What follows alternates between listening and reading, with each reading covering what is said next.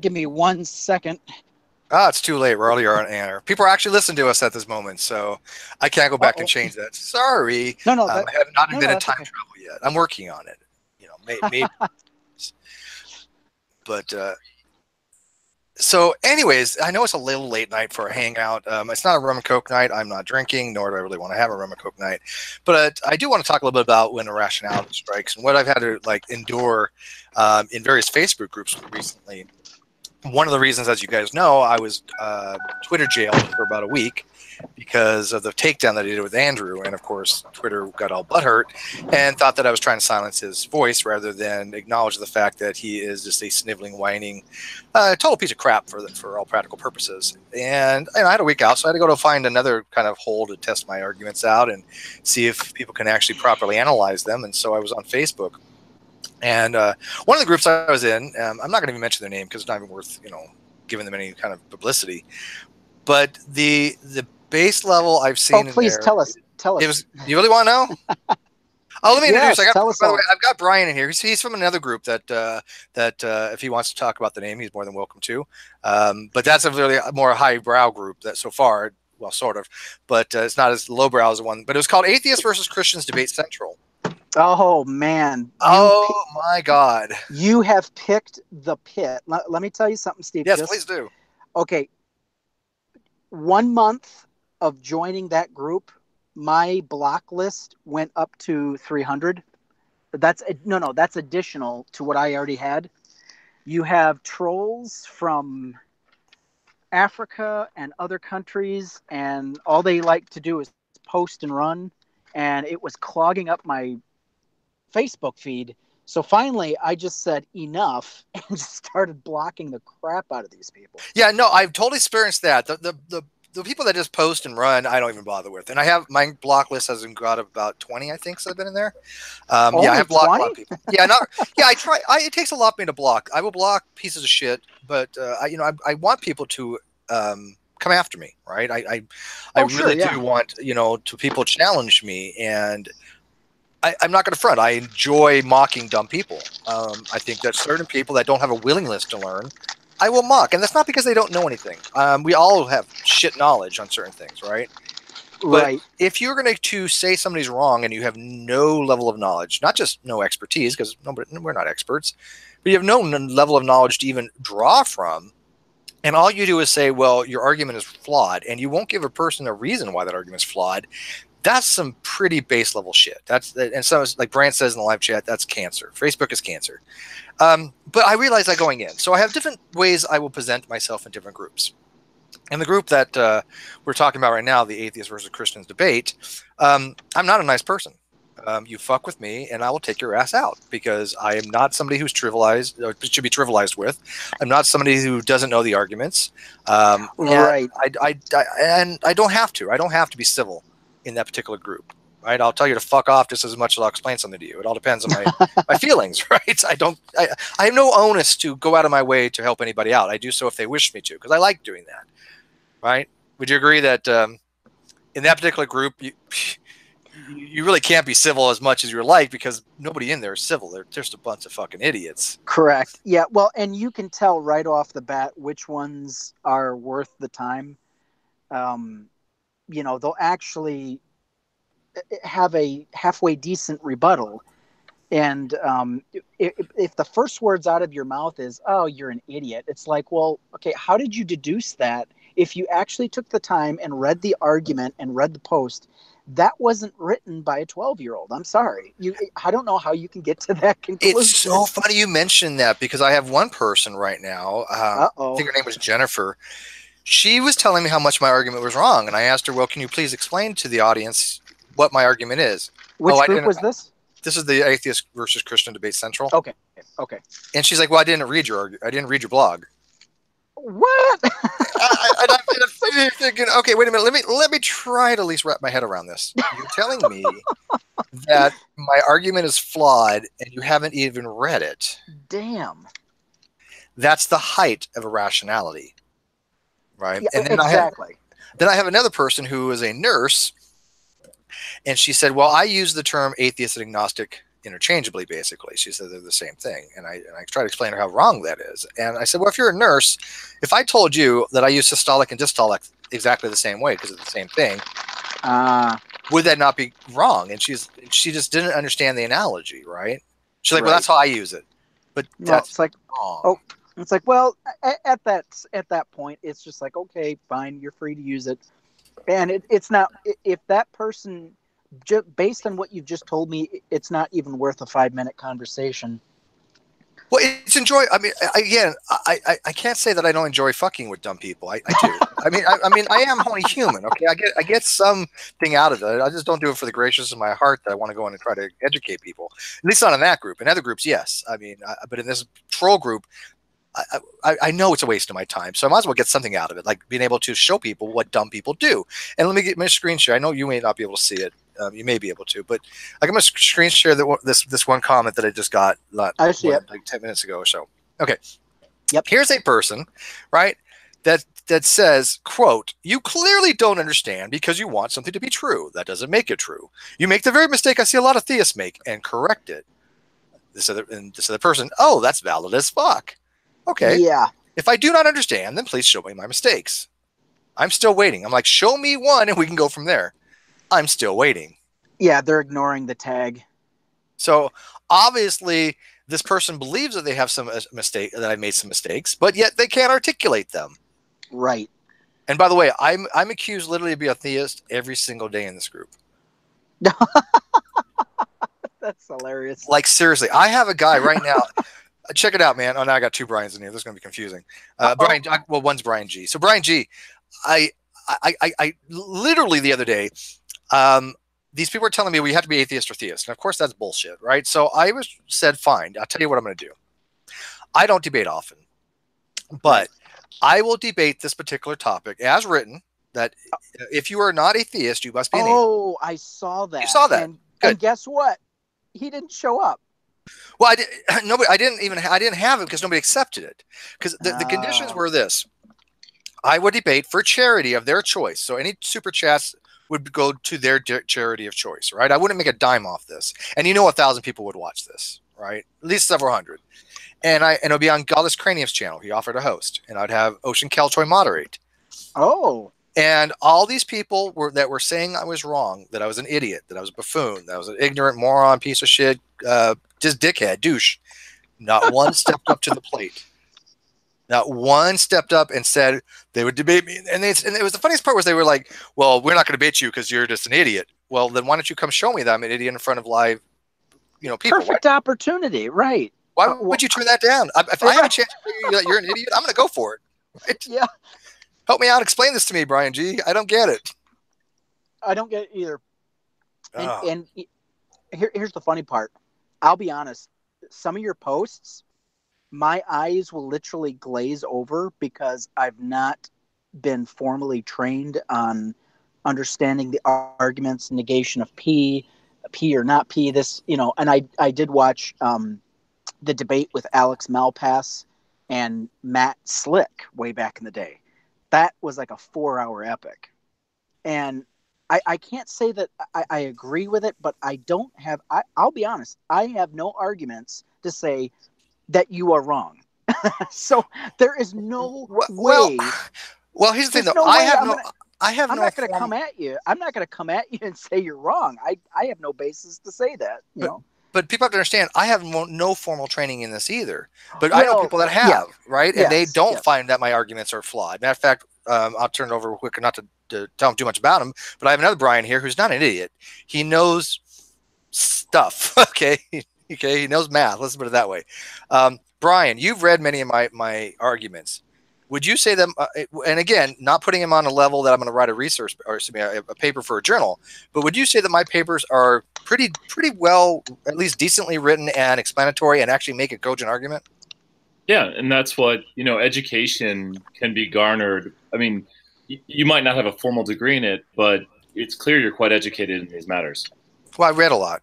Yeah, and that's basically all a PhD is. I mean, a PhD is basically intensive study of the foundation all through everything of the subject matter. Yeah, I mean, I think that you have to start with the foundation, right? And I've learned the foundations over 4 years, and I see a lot of people that don't have that foundational level because they don't want to. And so when they look at my arguments, they don't even recognize it as a legitimate argument because they don't have the foundational background or prerequisites to even start from a position of, okay, let me analyze this step by step. And they just they call it word salad. Yep.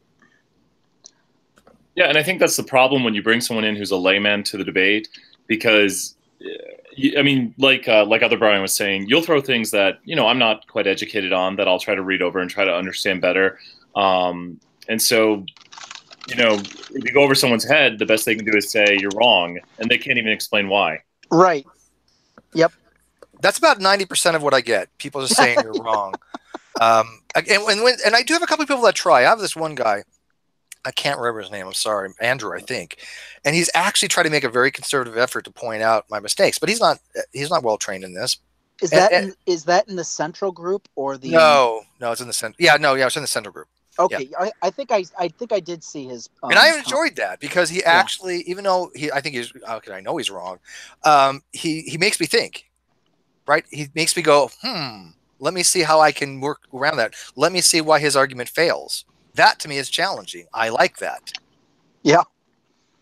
I don't see that, you know. And then you want to talk about your group? Go ahead and talk about your group, because in your group, I haven't had as bad experiences, although I am finding a few people that seem to want to engage, but then do the same thing and just say, well, you're wrong. Right. Okay. Well, basically the debate group that I'm in is called Philosophical Atheism. And it has 4 sister groups. It's got Heathen Hangouts, Thinking Rationally, and real quickly, I keep forgetting this. The 4th group. Give me a second. It's not a small group, too, right? I mean, no, it's not. 30,000 members in this group. It's pretty big. AAOA. It's Atheist Alliance of America, I think it is. I should know this. Yeah, Atheist Alliance of America. And that's pretty much the head, but Philosophical Atheist is pretty much our biggest page. It gets the most traffic, I mean, bar none. Yeah, well, like I said, I've definitely seen a distinction. I mean, the people in there are not as bad by any means, and I think that people that try to at least address the arguments, I'm fine with.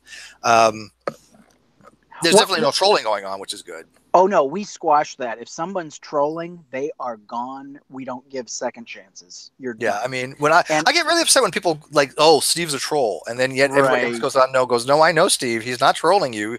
He's dead serious about these arguments. Right. And he really would like to people poke holes in them. Because I've improved my arguments because people have found holes in them. Right. And what really frustrated me was there was this one guy in our group that said, well, you're talking down to people. And it's like, no, hold on. Let's back this up a minute. Let's look at where the conversation started. And no, he's not talking down to you. He's showing you where you are wrong. That's not talking down to anybody. And I don't in that group. In fact, I've been very, very more cordial and civil in your group than I have in any group that I've been on Facebook. So that's a good thing. Yeah, we don't. And I don't mind that. I prefer it, actually. Right. Yeah, we don't allow any name calling ad hominem, or I just learned a new term. How do you say the pejorative? Pejorative. Yeah, invective, pejorative. Invective, pejorative. Yeah.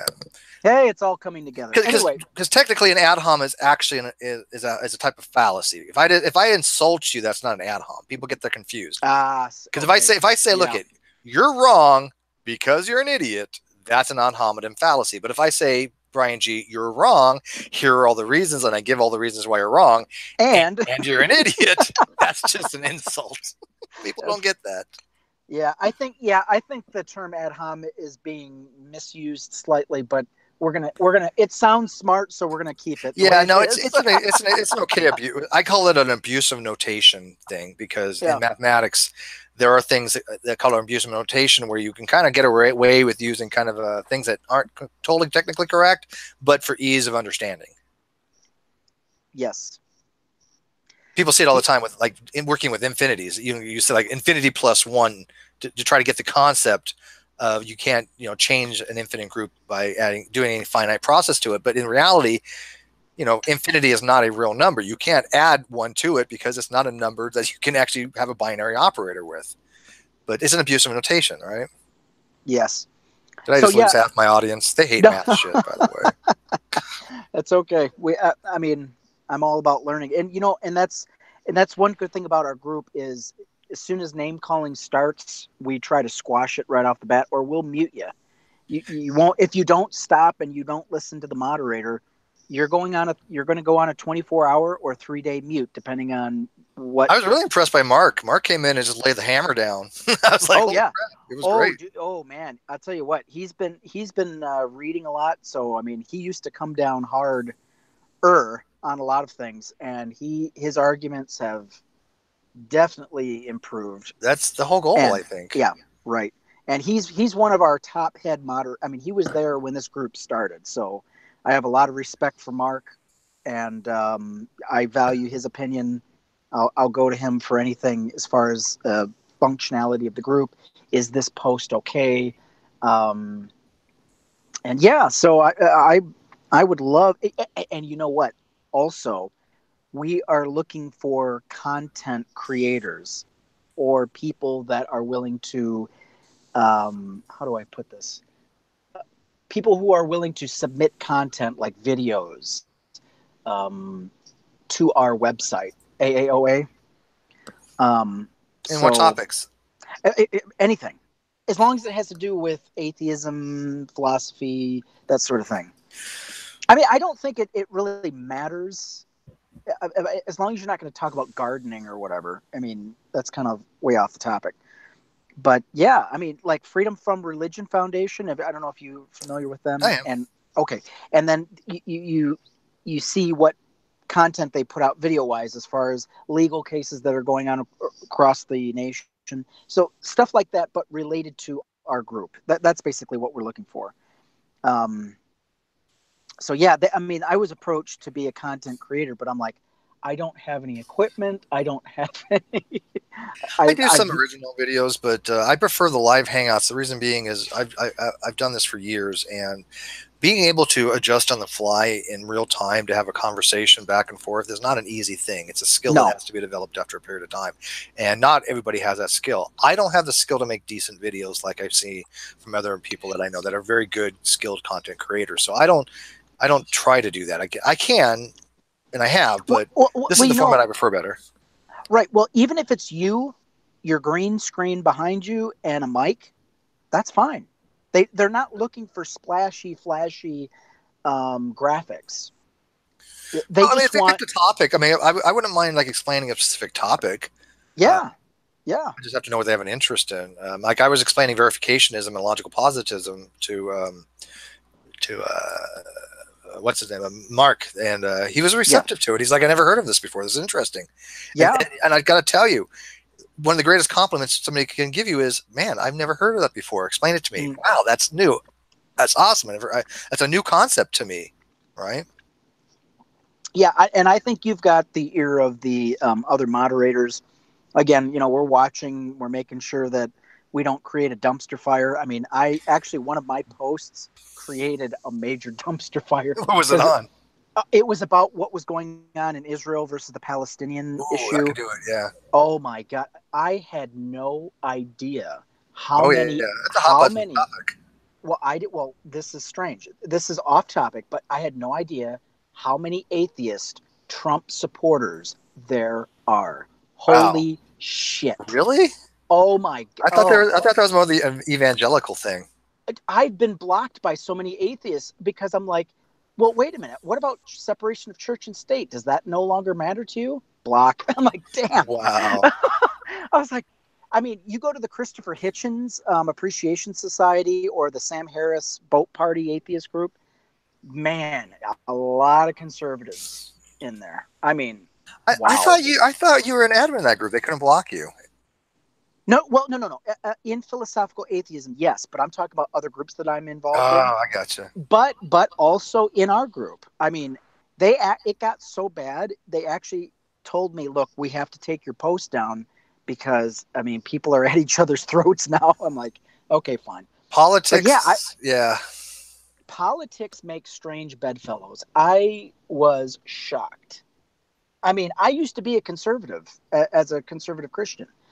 I listened to Rush Limbaugh religiously while I was in school. I liked Rush growing up. I think he's changed. I did. Well, I think he's changed. Well, even going back to even the stuff he was doing in the mid 90s to early 2000s, it's like I didn't learn anything. All I did was get a bunch of conservative talking points. And he was a pundit.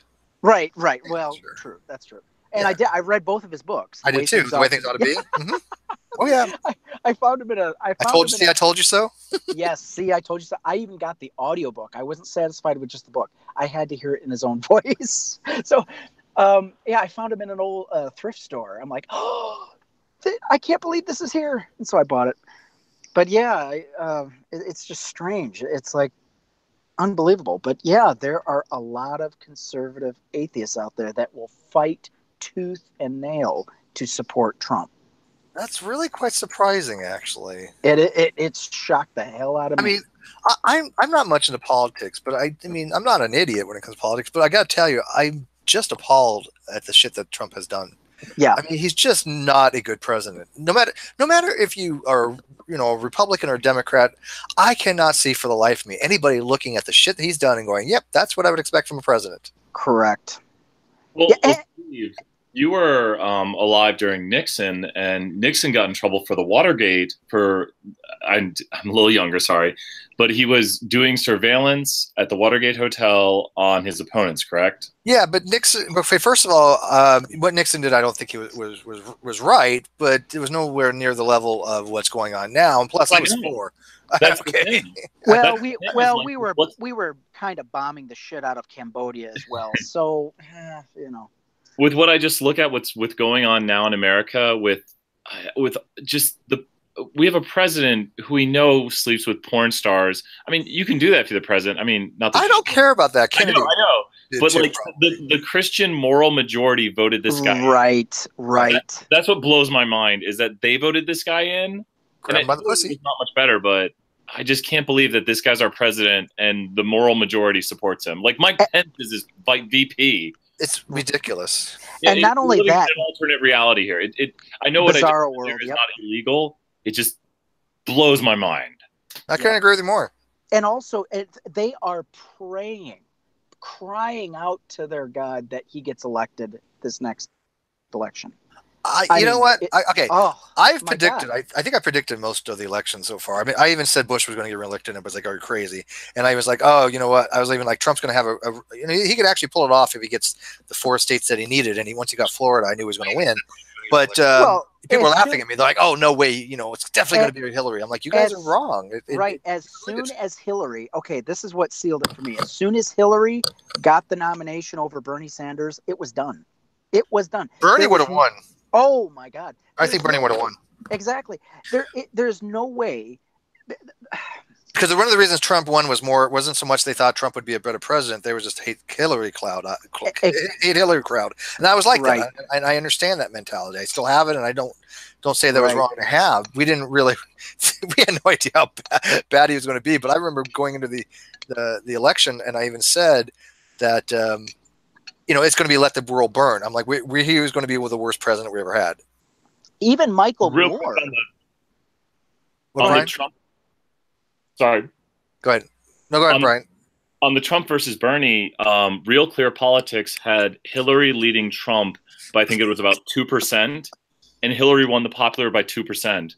But when Bernie left the race, Bernie was leading Trump by 10%. Oh, I know. He was way ahead. I'm looking at it right now. 15%, 9%, 10%. Most recent polls had him up 10%. He was completely obliterating Trump. Like, it would have been... The DNC screwed up. There's no ifs, ands, or buts about it. They can only blame themselves. Do you see any criminality in what they did to Bernie? Something is shady about that. I don't think it's criminal, but I think they definitely dissed him. Well, I mean, they didn't represent the voters that were clamoring. I mean, look at the meetings that Bernie had. Hillary had to pay people to show up. No one was showing up at her meetings. People hated Hillary. See, but you guys are a little bit younger, but I remember Hillary, the Clintons, and all that fiasco. People didn't want a remake of that. They were like, we're done. Move the frick on from these people. Yes. During the Clinton, and I'm not saying Clinton was a horrible president. I wasn't a big fan, but he wasn't horrible. But the controversy after controversy after controversy bogged shit down. You didn't have that with Obama. Now, granted, I'm not a big fan of Obama either, but you know what? Correct, I can't think of a goddamn single controversy that man had. They used to get on Obama. He bought a house in Chicago for a deal that was like a little too advantageous to him. And I remember when he started up, he also wore like a white suit at the wrong time, and he put mustard on his burger. Wow! Oh my God! How dare he? Wow! They should have impeached him for that. No white after Labor Day. Come on, that's just a law. God almighty! I mean, what is this world coming to? A tan suit. So, Rags, you want to weigh in on this? I know you're just brimming at the mouth here to talk about Trump. At 2024, I'm voting Alex Jones. That's it. That's it. I think so. From the lizard men. Don't joke. It could happen. That's probably the most important issue. The man understands the perils of censorship. I'll tell you. I mean, we laughed at Trump. Come on. Well, Alex Jones for president. Why not? Just do it. Burn the fucking world down. I'm actually voting for. I unironically think Alex Jones would be okay as a president. He'd be fine. You're insane. No, I think he'd be okay. Okay. Yeah, I do. I think he'd be fine. Yeah. Rags has issues. I don't think so. Okay. You realize he's insane, right? Yeah, he probably is. Okay, that's cool. No. I was going to say Vermin Supreme from New Hampshire, but anyway. I don't even know who's going to be running, and I don't even know who I would even think would be a good president at this point. Can I ask this? Who do the Democrats even have? Nobody. Trump is in. I'm sorry. It's another 4 years. You can't even. I mean, we can't even get something like what's his name? Oh man, drawing a blank. Ran on the Independent so many goddamn times. Ross, right? We can't even get Ross for anything, and he would have been pretty good. Ross. Yeah. Ross Perot. Ross Perot. Oh boy. Why not? No, Hugh Ross. Hugh Ross. Oh, Hugh Ross. Yeah, let's do Hugh Ross instead. Not screw Ross Perot. Let's get Hugh Ross for president. I was going to say. I like Hugh Ross. Well, yeah, Hugh Ross is actually scientifically minded. Well, yeah. I mean, he actually loves my show. I mean, how many times I've had him on. Well, I've only heard one, maybe two shows. Oh, he's been on numerous times. I think he's 5 times I've had him on. Wasn't Hugh Ross the guy who had that debate with Kent Hovind about young and old creationism? Yes. That was a good chat. I really liked awesome. I really liked that talk. It was pretty good. One of my favorites. Dude, I just came back from. I just watched Sargon's Starship Troopers video. It was insanely good. Sargon's, yeah, we got Sargon. He finally finished it, and it was insanely good. Sargon's going to be coming on, and he's having be. Yeah, I remember. Do you know who we're going to have Sargon on with? You're going to shit if you know who this guy is. Do you know who Adam Kokesh is? Oh my God, Adam Kokesh. Yes, Brian G. You know who Adam is? That guy is slimy. No, Adam Kokesh is a guy who ran for president on a Libertarian ticket. He's not running Congress. Steve. So far, so good. Real quick. Uh-huh. You've got to get Larkin Rose on your show. Oh, I know that name too. You know him, yes. He is Adam Kokesh times 10 with much better arguments, and he doesn't come across as a 12-year-old boy. Okay, hold that thought for a second. But okay, so anyways, we've had Adam Kokesh on before. I went after him, and he didn't seem to understand how the Electoral College works. And I'm like, you're running for president, and you don't seem to understand how the system works here. Well, a lot of people forgot how it worked after the election too, mysteriously. Okay, fair enough. Okay, good point. But anyways, yes. Adam Kokesh is like if you combined a politician amped up on cocaine, freebasing meth. That's cool, but what are his positions? What is he thinks that all of a sudden we're going to become a socialized system where we don't even have to pay for anything like roads or Medicare or anything like that. It's just going to be magically done. I don't exactly understand. Okay, it's a lot better than that. Okay, basically, how were the roads paved before, or how were the roads made before the federal government took charge of it? Privatization. Well, right. So basically, each community was responsible to contribute and to build their roads and keep them paved, keep them plowed for snow and all that. So basically, he's arguing for a voluntarist society. Yep. Basically, if you want to contribute, well, yeah. And this is where Lark and Rose comes in. But anyway, I can admire that, but it's just not realistic. I would like a society where we all get free ice cream and hand jobs. That's the thing. I'm not going to like hold my breath. It's a little bit too idealist. You know, it's just not real. It's just not. That's not real. I read Lysander Spooner, and my heart soared. I will admit, it soared. No Constitution. What was the name? What was the book? No Contract, No Constitution. And he's not like a farmer citizen or anything. He's just against the federal government. He wants to abolish the electoral college. He wants to abolish the federal government. And here's his reason. Look at this. Well, not his reason, but the Fed. He says he wants to abolish the electoral college after he gets the popular vote. And we're trying to explain to him it's not the popular vote that gets you into the be the president. The electoral college has to do that. He's like, well, no, I'm going to abolish that. I'm like, yes, but they have to get you in first to do that. He didn't seem to understand that. It was quite hysterical, actually. What is his background other than wanting to be a politician? He's a podcaster. He actually was into selling gold coins, precious metals. He was in that business for a while, and he did a lot of anti-war protest. Yes, well, and a lot of protests against stupid laws like no public dancing and shit like that. Well, that's what made him famous, though. That's actually what put him on the map. He was dancing at the one of the senator buildings, or at the Lincoln Memorial or something. Yes, yeah, it was a memorial, right? Yeah, and it was a few places, and he actually got arrested, and that made him famous because you can't dance there, I guess. Yeah, it's like an old law going back to who knows. What the hell? I kind of get where that's coming from. Oh, I absolutely sympathize with libertarianism. I absolutely do. I think that libertarianism there's a lot of crazy people in it, but there's a lot of like normal people who just want like colloquially, if you tell people you're a libertarian, they don't think you're like ANCAP or anything crazy. But I wish there was a better distinction between the like super hardcore libertarians and the people who are just like, yeah, we think the government's too bloated. We want to return to a more localized, or state government led thing. And I noticed though, there's a lot of libertarians they can be very angsty to less extreme libertarians. You're not a true libertarian. Well, it's like if you don't literally want the abolition of government as an entity on every level imaginable, you're not a real libertarian. Oh, you're no true libertarian. Like what? You think there should be a federal government to provide a military? You're a statist. Lysander Spooner. No, let me see. No authority, no constitution.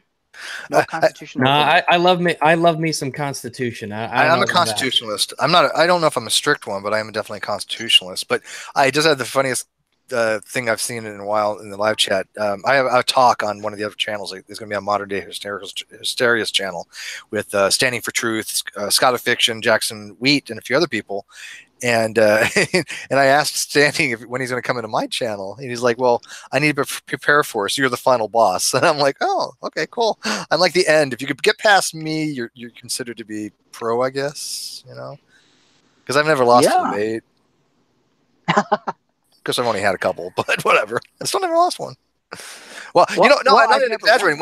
Brian, my first interlocutor in an actual formal debate was a couple years back, and the guy actually left Young Earth Creationism at some point just afterwards. He actually came back about 2 hours later after the debate.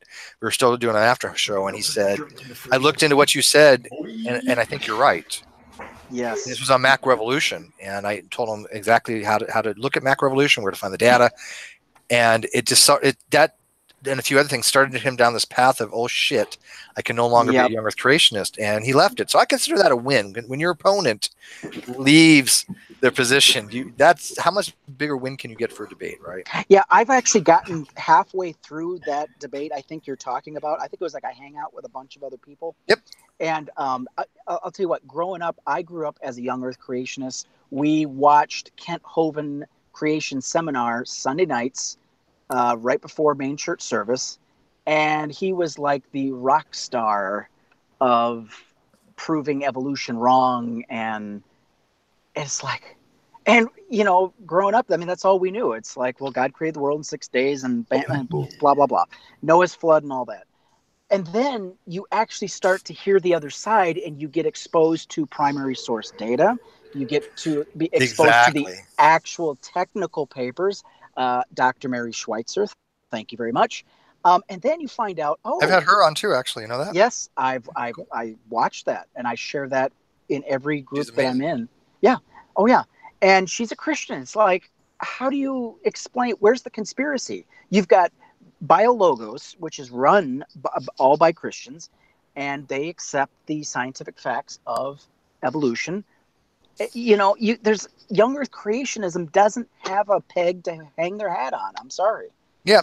And Aaron Ross said it best. I mean, he's like, there's no truth in it. Absolutely not. Well, that's the key. If you don't have no truth in something, you have no facts. And young Earth creationists have no facts. So even if you subscribe to like what's called the correspondence theory of truth, you got to back it with facts. In order for something to be true, it has to have a corresponding fact. When you ask a younger creationist, what facts do you have? All I get is crickets.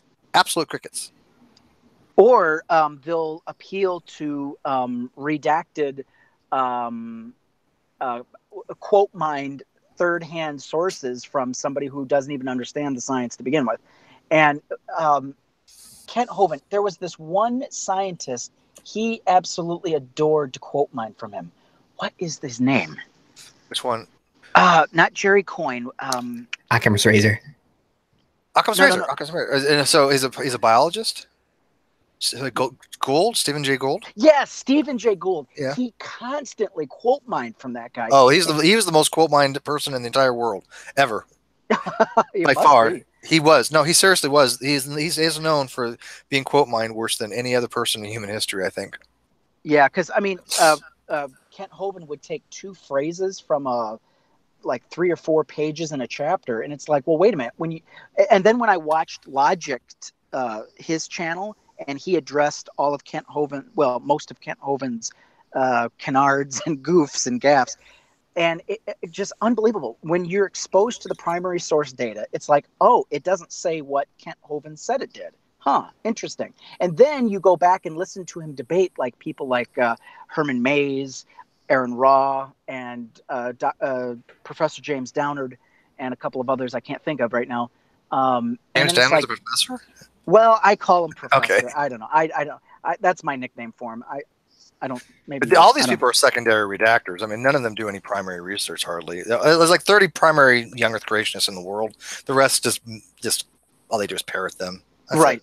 And it's just sad. It's like, and then listening to him actually in a debate where you're actually he's not allowed to gish gallop, his favorite tactic. You see how little he knows, understands, or even cares to know. Oh, I'm convinced he doesn't even believe his own bullshit any longer. I mean, I know a lot of people that do know Kent, and obviously I know him too. You honestly think he doesn't? I don't think he gives a shit either way. Well, okay, but his thing is saving lost souls and using young Earth creationism to do that. I don't even know if that's the case. I don't trust any of these people any longer. They're so dishonest. Yes. Oh no. It's called lying for Jesus. As long as your intention is pure, all sins are forgiven. It doesn't matter. Which is why he will not read primary source data, because then it's like, oh shit. It doesn't say what I thought it did. Anyway, well, when Hovind ran a lot of these types of arguments back in the 80s, we didn't have the internet. We didn't have the ability to go check the primary sources. And I've confronted him after checking the primary sources years ago. I was like, Ken, here are the primary sources that you have in your Creationist Notebook, 9th edition. This is not what it says here. Oh, well, that mistake because I got that from some other source. Then you didn't do your due diligence to verify the veracity of your claim, Kent. Either way, you're wrong. And by the way, he said, if you send me this stuff, I'll correct it. I sent it to him years later. He didn't make a single correction. Not Nothing. one. Not one. Unbelievable. Like you said, this happens a lot because you look at the debate with a guy named Matt. We won't say his last name. He kept on referencing, who was he talking about? Was he talking about, I think he was talking about Dawkins or someone, and he kept quoting the Watch. There are two Matts I know, and they are completely different. And their dichotomy. Yeah, I went and pulled up I went and pulled up what Dawkins actually said, and what Matt was quoting was actually a debate from Frank Turek. I think it was Frank Turek had actually everything that was saying was from Frank Turek paraphrasing Dawkins. So he wasn't actually using what Dawkins was saying, and it's like, no, you're not even using the book, which he claimed to have read, which Russell called out. Matt Powell is an outright liar. Straight up. And by the way, I'm not the only one that has verified this, because he had came to me. He's also came to other people like General Han Solo. And I don't care if this is public any longer. He doesn't know. There's no reason he has confidentiality. And even then, I even asked him, anything you tell me, we'll make public. And he said, that's fine. So I'm not like, but he just doesn't care about truth. He has an agenda. And he came to me and he wanted to know certain things. I told him, and he would be so receptive to it. Then he would go make a video and just bastardize things that I told him. Please. He did the same thing with General Han Solo, because General Han Solo just was talking about that today, because Powell has a new video out. It is obscene. It is ridiculously stupid. He actually doesn't understand Haeckel's drawings. He parrots that narrative that Haeckel committed fraud, which he didn't, and he even lied. He even said, well, he was convicted by his university of fraud. That's bullshit. That did not happen. He was not convicted of you don't get convicted of fraud for a university, and there was no fraud to be had. He accentuated certain aspects of his drawings for illustrative purposes. He was a very well-known taxonomic illustrator, and he was one of the best ever. I don't think there was any ill intent whatsoever. And that's right. I remember that from the Kent Hovind slideshow. Yeah, and even if there was ill intent, even for arguendo, or even arguendo, if there was intent, which I'm completely convinced there was none, we don't use his drawings in textbooks. They actually have microfinch now that they use. They actually have actual pictures of embryos that they use, and the only reason they would use Haeckel's drawings is for historical purposes only. Right. He goes back to that they put out. Right. The information that they go back to is all the way back from the early 1900s. They keep bringing up the hoax. What was that? Fossil that they. Yes. Oh my God, I'm so sick and tired of hearing that. They keep bringing it. It's like, update your data. It's been addressed. It's been discovered. It's been fixed. What is the problem? By the way, how far does Hegel go back to? That was in the 1800s. Shit. And a lot of it wasn't even his drawings. There was actually a guy named Romy that was actually his understudy. It's like, why are we talking about this? Because what's funny is every claim that you look at when you look at past the surface level of every young Earth creationist claim, you'll see it's complete bullshit. And we all know this because we're not all idiots. But when you tell a young Earth creationist and they actually go look at the data, the actual primary data, and they realize they've been duped, they have this shocked look in their face, like, what? I can't process this. Right. They basically are shitting themselves because they realize they can't deny the fact that the information they're looking at is not what the information is being claimed. Like when I show somebody that Hovind's wrong on his claims, that he actually cites sources that do not contain the information he claims it does, and the ones that do contain the information do not contain what he says it does. How do you justify that? You can't even rationalize it. It's, you can't do it. I can't wait for the day where young Earth creationism dies. I mean, it has done nothing, absolutely nothing for science, nothing for humanity, and there's nothing to be gained. Oh, it's a blight on the Earth. It's like flat Earth. Yeah, Yeah, pretty close. I would say it's and if you notice something with all the young Earth creationists, they all seem to have fundamental epistemic issues. Like, for example, yes. we have a couple in the live chat. But one of them, he thinks that probability, the probability space, is not based upon Kolmogorov's probabilities, but basically you can have probabilities extending upwards of 3. So it's not between like 0 and 1, which would be probabilities for any normal person. He thinks that you can have a probability of 3. Now, as somebody who might know stats in here, if there's anybody here that knows stats, what's a probability of 3? Well, we might have somebody here that knows stats that wants to talk about that if they know a little bit about it. Well, I mean, you just summed it up. Probabilities range between 0 and 1 in the set of all probabilities. Like 1 means it's guaranteed to happen, and 0 means there's no possibility. Correct. Yeah. So 3 means that a person is an idiot. No. It means that. Do you want to know what he says it means? It means that there's a supernatural causational event attached to it. Oh, it's like D&D. You can roll a 1, but you get a +2 for Jesus. Plus 4 Vorpal sword for Jesus. It's just completely nonsensical. Well, here's how the math just doesn't work out on it. The math doesn't work out on it because probability mathematically is defined as the number of occurrences of A over the number of total occurrences. So you're saying to me A occurs more than occurrences, but if A occurs, it's an occurrence. So then you've miscalculated how many occurrences there are if there are more A's than occurrences. I flipped a coin and I got 3 heads. Exactly. That's kind of what it would work out to be, I guess. It doesn't even make sense. I can't even think about how 300%. I don't know. It's bizarre. Yeah, visualize it. Were you talking about Mr. ID in terms of the 3? Yes. See, he actually changed it. It used to be plus 1.5, I think, at a point. So the power of the egg going through the tissue paper, I think, was 0.15 as a plus probability, and then he changed it. But of course, you also did ask him at one point, what is the square root of x? Or no, it was 2x. X, I don't know. Oh no, I asked him what the derivative of x of x squared was, and it was 2x. And he's a civil engineer, I thought. So no, he claims to be a civil engineer. And again, I don't like sharpshooting because you know what? We all make mistakes. We all don't remember shit, right? I don't remember a lot from nuke school. I mean, we were inundated with courses. It was metallurgy, it was atomic physics, it was calculus, it was heat transfer, fluid theory. It was such a fast pace that I can't say that after 30 years that I'm going to remember a lot of this stuff, right? But there's certain things I'll never forget. Like the derivative of x squared is just ingrained. Anybody who's had calculus is going to be 2x. It's just fundamental, right? I mean, that's like asking what is 1 plus 1. I mean, people are going to know it's 2. So anybody that's ever had calculus is going to be able to answer that question literally off the top of their head. It's not even first day calculus, right? It's just basic shit, basically.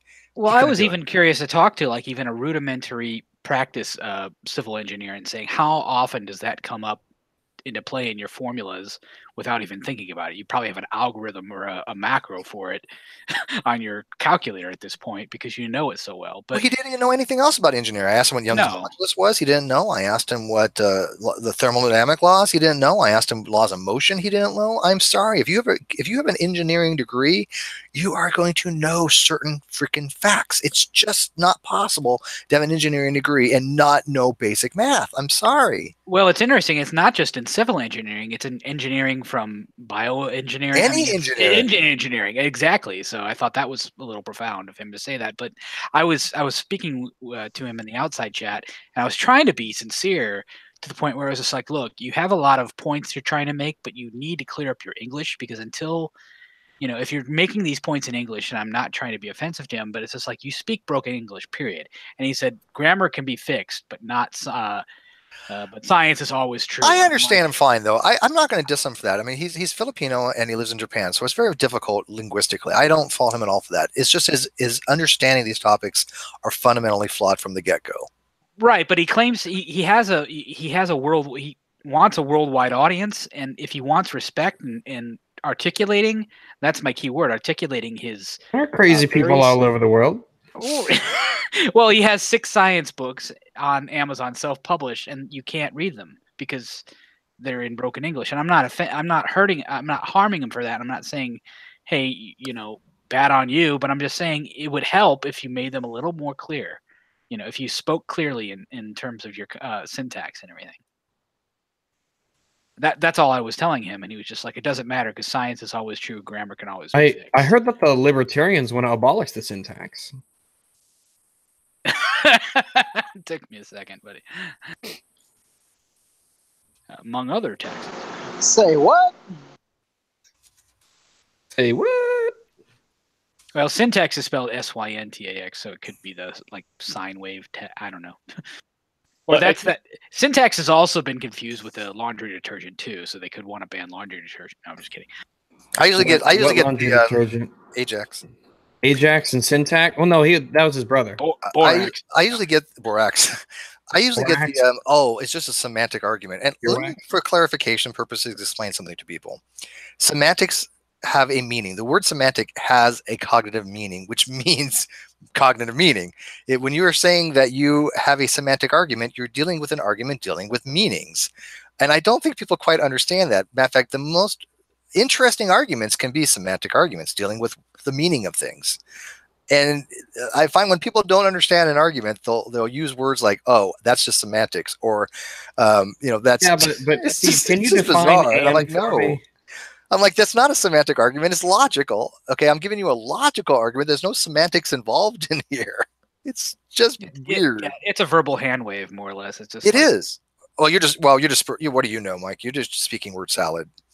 But no, I put bacon bits on it though, so I get that a lot too. Steve, it's word salad. I'm like, okay. Again, let me clarify for people. The term word salad, the phrase, means that what you're saying nobody could understand. It is basically garbled mess that even if you gave it to an expert, they'd be like, I don't understand that.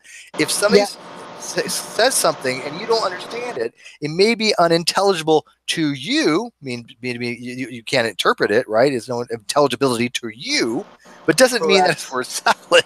Well, and I think that's where TE makes. Well, that's where TE makes his living, because he sounds sophisticated to uneducated, like super Christian. I don't know, evangelicals. We're like, wow, I don't know what he said, but it sounds so sophisticated. Therefore, he used a word I didn't know that even existed. He must know what he's talking about. Yeah, and I think that's where he gets so popular with him. But if you listen to him, it's just I can't understand. Wait, he's really proud of knowing that word. Yeah, well, no. Watch this. Steve, have you got your $50 or $100 from Matt yet, or no? Do you remember what I'm talking about? It was $20, but no, I actually told Matt. I said because he was a guest on my show, we called it square. Yeah, okay. Because he came on, but yeah, he did owe me $20 at one time. Yeah, on that. Because you actually did pretty well, because you did it in text. You translated it. Actually, I thought it was pretty good, because it was like, wow, he actually technically knows what he said, but he'll come out and say that's not what I meant. Well, no one knows what you meant. So well, because that was Ronnie. Ronnie is just an idiot. Yeah. Yeah, so here's another example. I just this was in philosophical atheism. So this was your group. Somebody had wrote, "You clearly have too much time in your hands. Get over your self-doubt and apply that intellect to proving." wait, it gets better. Praise of Jesus. Hey, hang on. And apply that intellect to proving your God exists instead of obsessing with language games. Holy shit! Proving my God exists. Okay. There's 105 people watching this, and for people that have watched me for freaking 4 years or whatever the hell it's been, I mean, I only had, I guess, for 3 years of video, but I've been on YouTube for 5 years. Yeah, 1 year for me. The people that have followed me, that even when I didn't have video content, but I would leave comments on videos, and they get like 500, comments and 1,000 likes. Let me clarify for you. I have never, since I've been on YouTube, believed that there's a God. Okay, Steve, never. I can prove that you think there's a God. You ready for this? Sure. Okay. G-Man, go ahead. Don't say that. Steve, are you an atheist? Steve, are you an atheist? I am not an atheist. Then you are. I have proven you are a theist, and you think there's a God. It's funny you use that argument in jest, but I swear to God, dude, there have been people that have done that to me.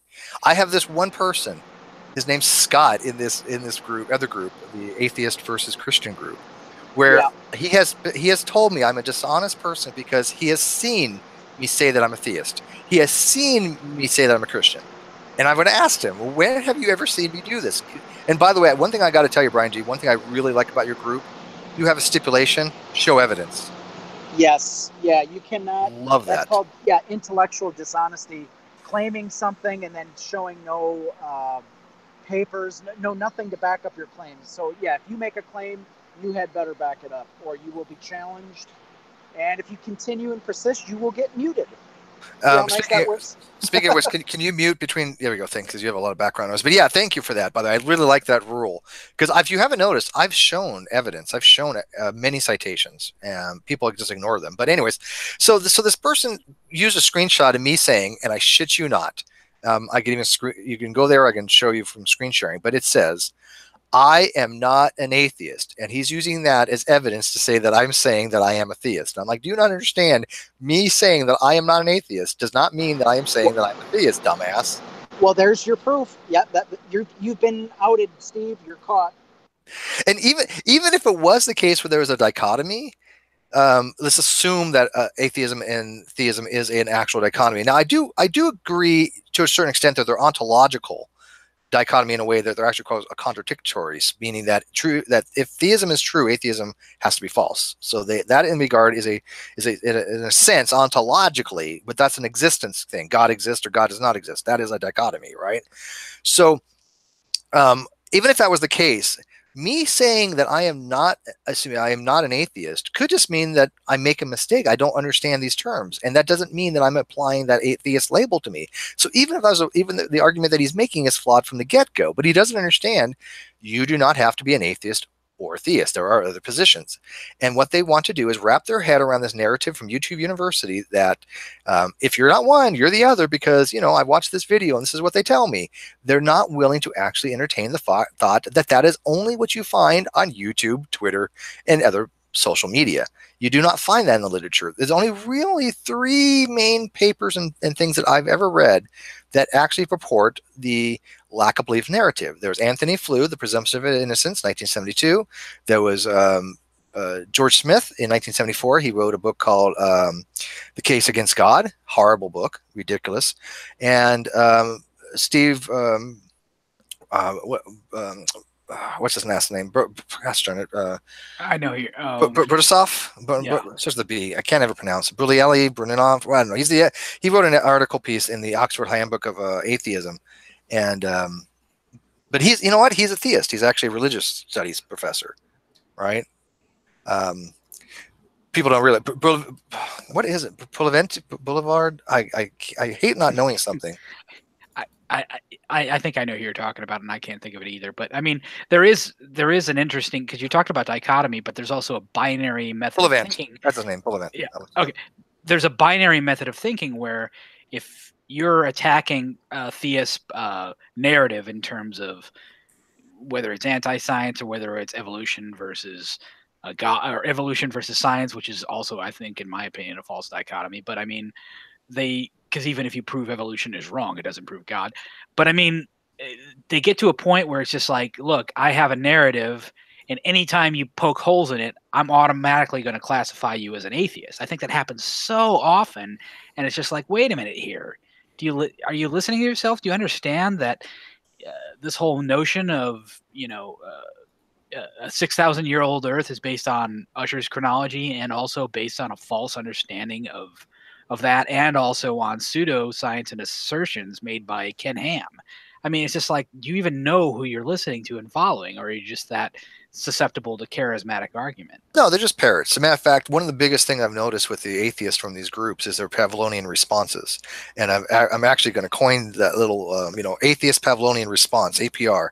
If you guys want to use it, APR, because the atheist Pavlovian response is basically a knee-jerk reaction to something that they're not familiar with. And I've seen it happen so many times. Yeah, Steve, just real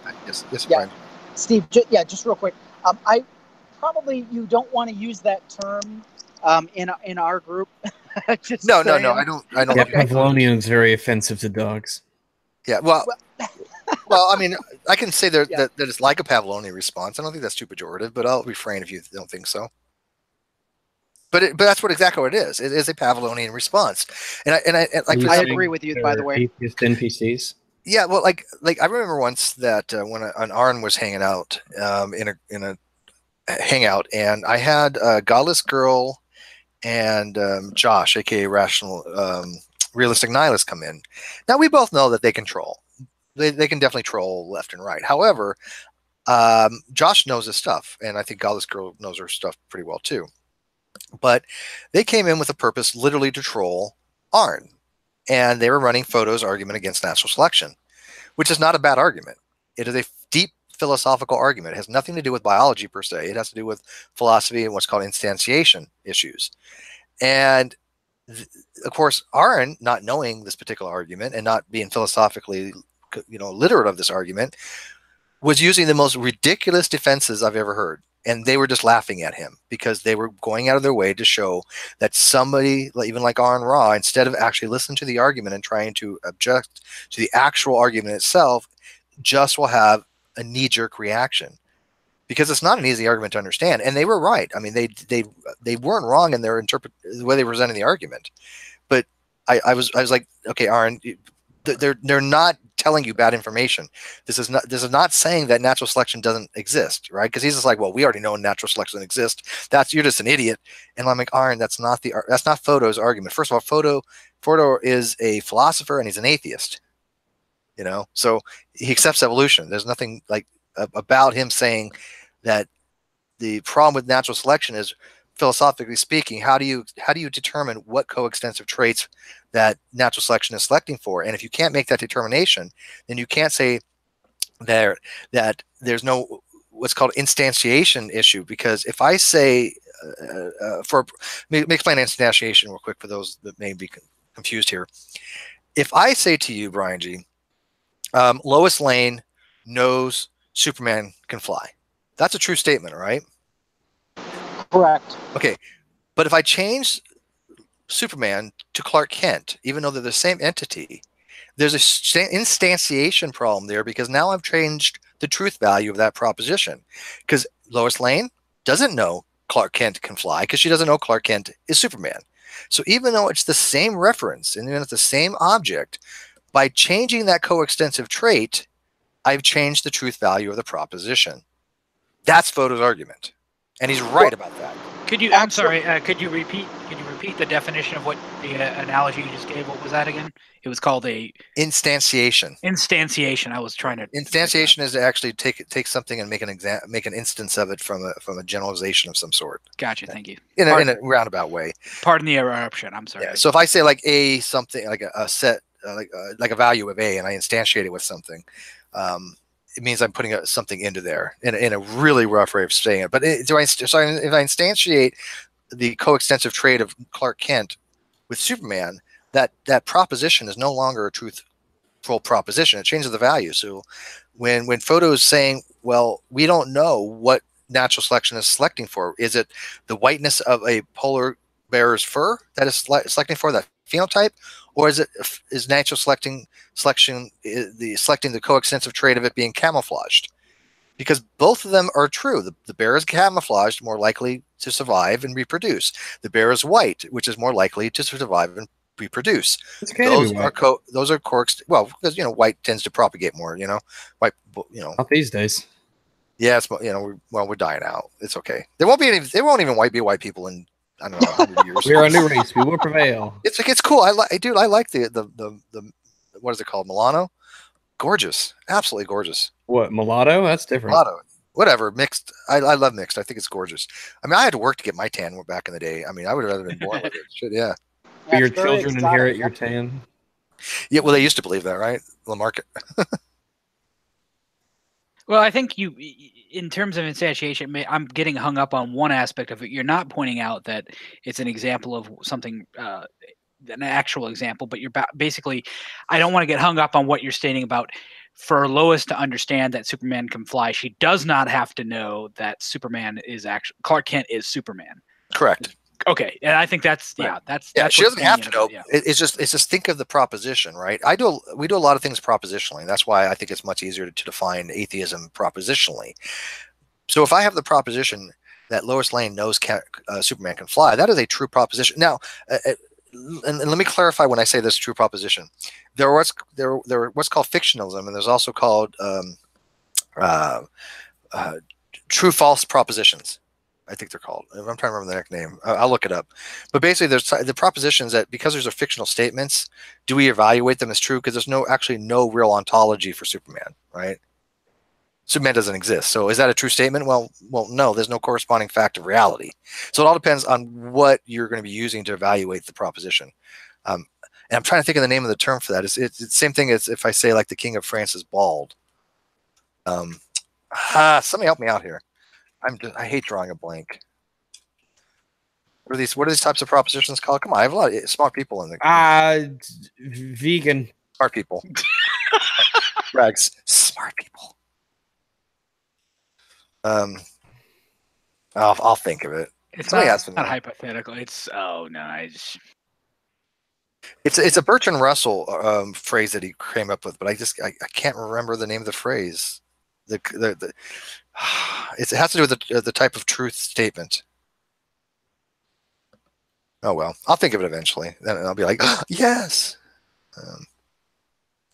Anyways, so to kind of sum it all up, I don't want to keep this there. Yes, it's fictional truth statements, but I don't remember the name of the exact term that Bertrand Russell used.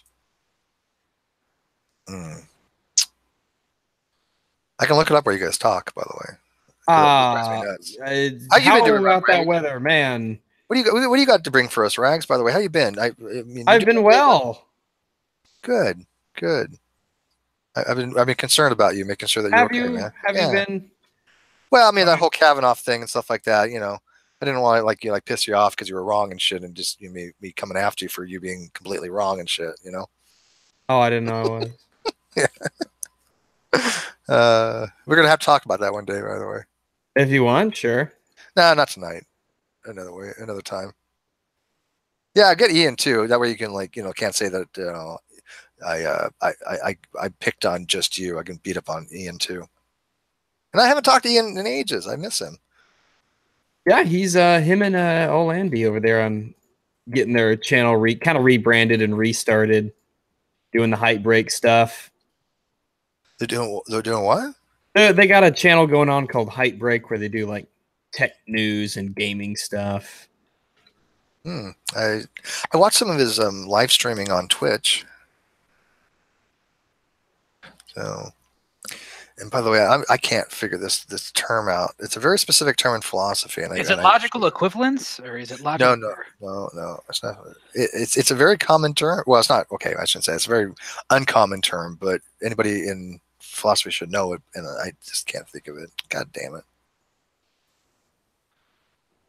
Oh well. But it's basically a type of fictionalism. Our statements that don't. What's that, Max? Definite description. No, it's false statements. If there's a truth value for false statements, when it comes like the King of France, empty propositions. That's one way of describing it as an empty proposition. The King of France is bald is an empty proposition because there's no King of France. So is it a true statement, is it a false statement, or is it just a non-proposition? Is what the argument would be.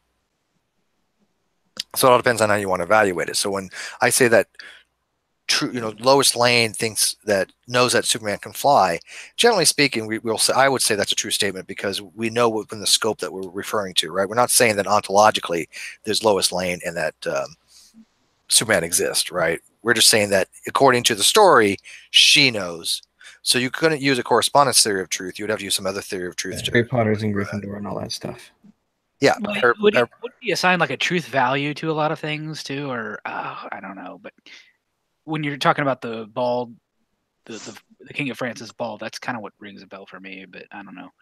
Well, it's a very common description. Then, like I said, Bertrand Russell used that a lot. The King of France is bald because it's an empty proposition since there's no King of France.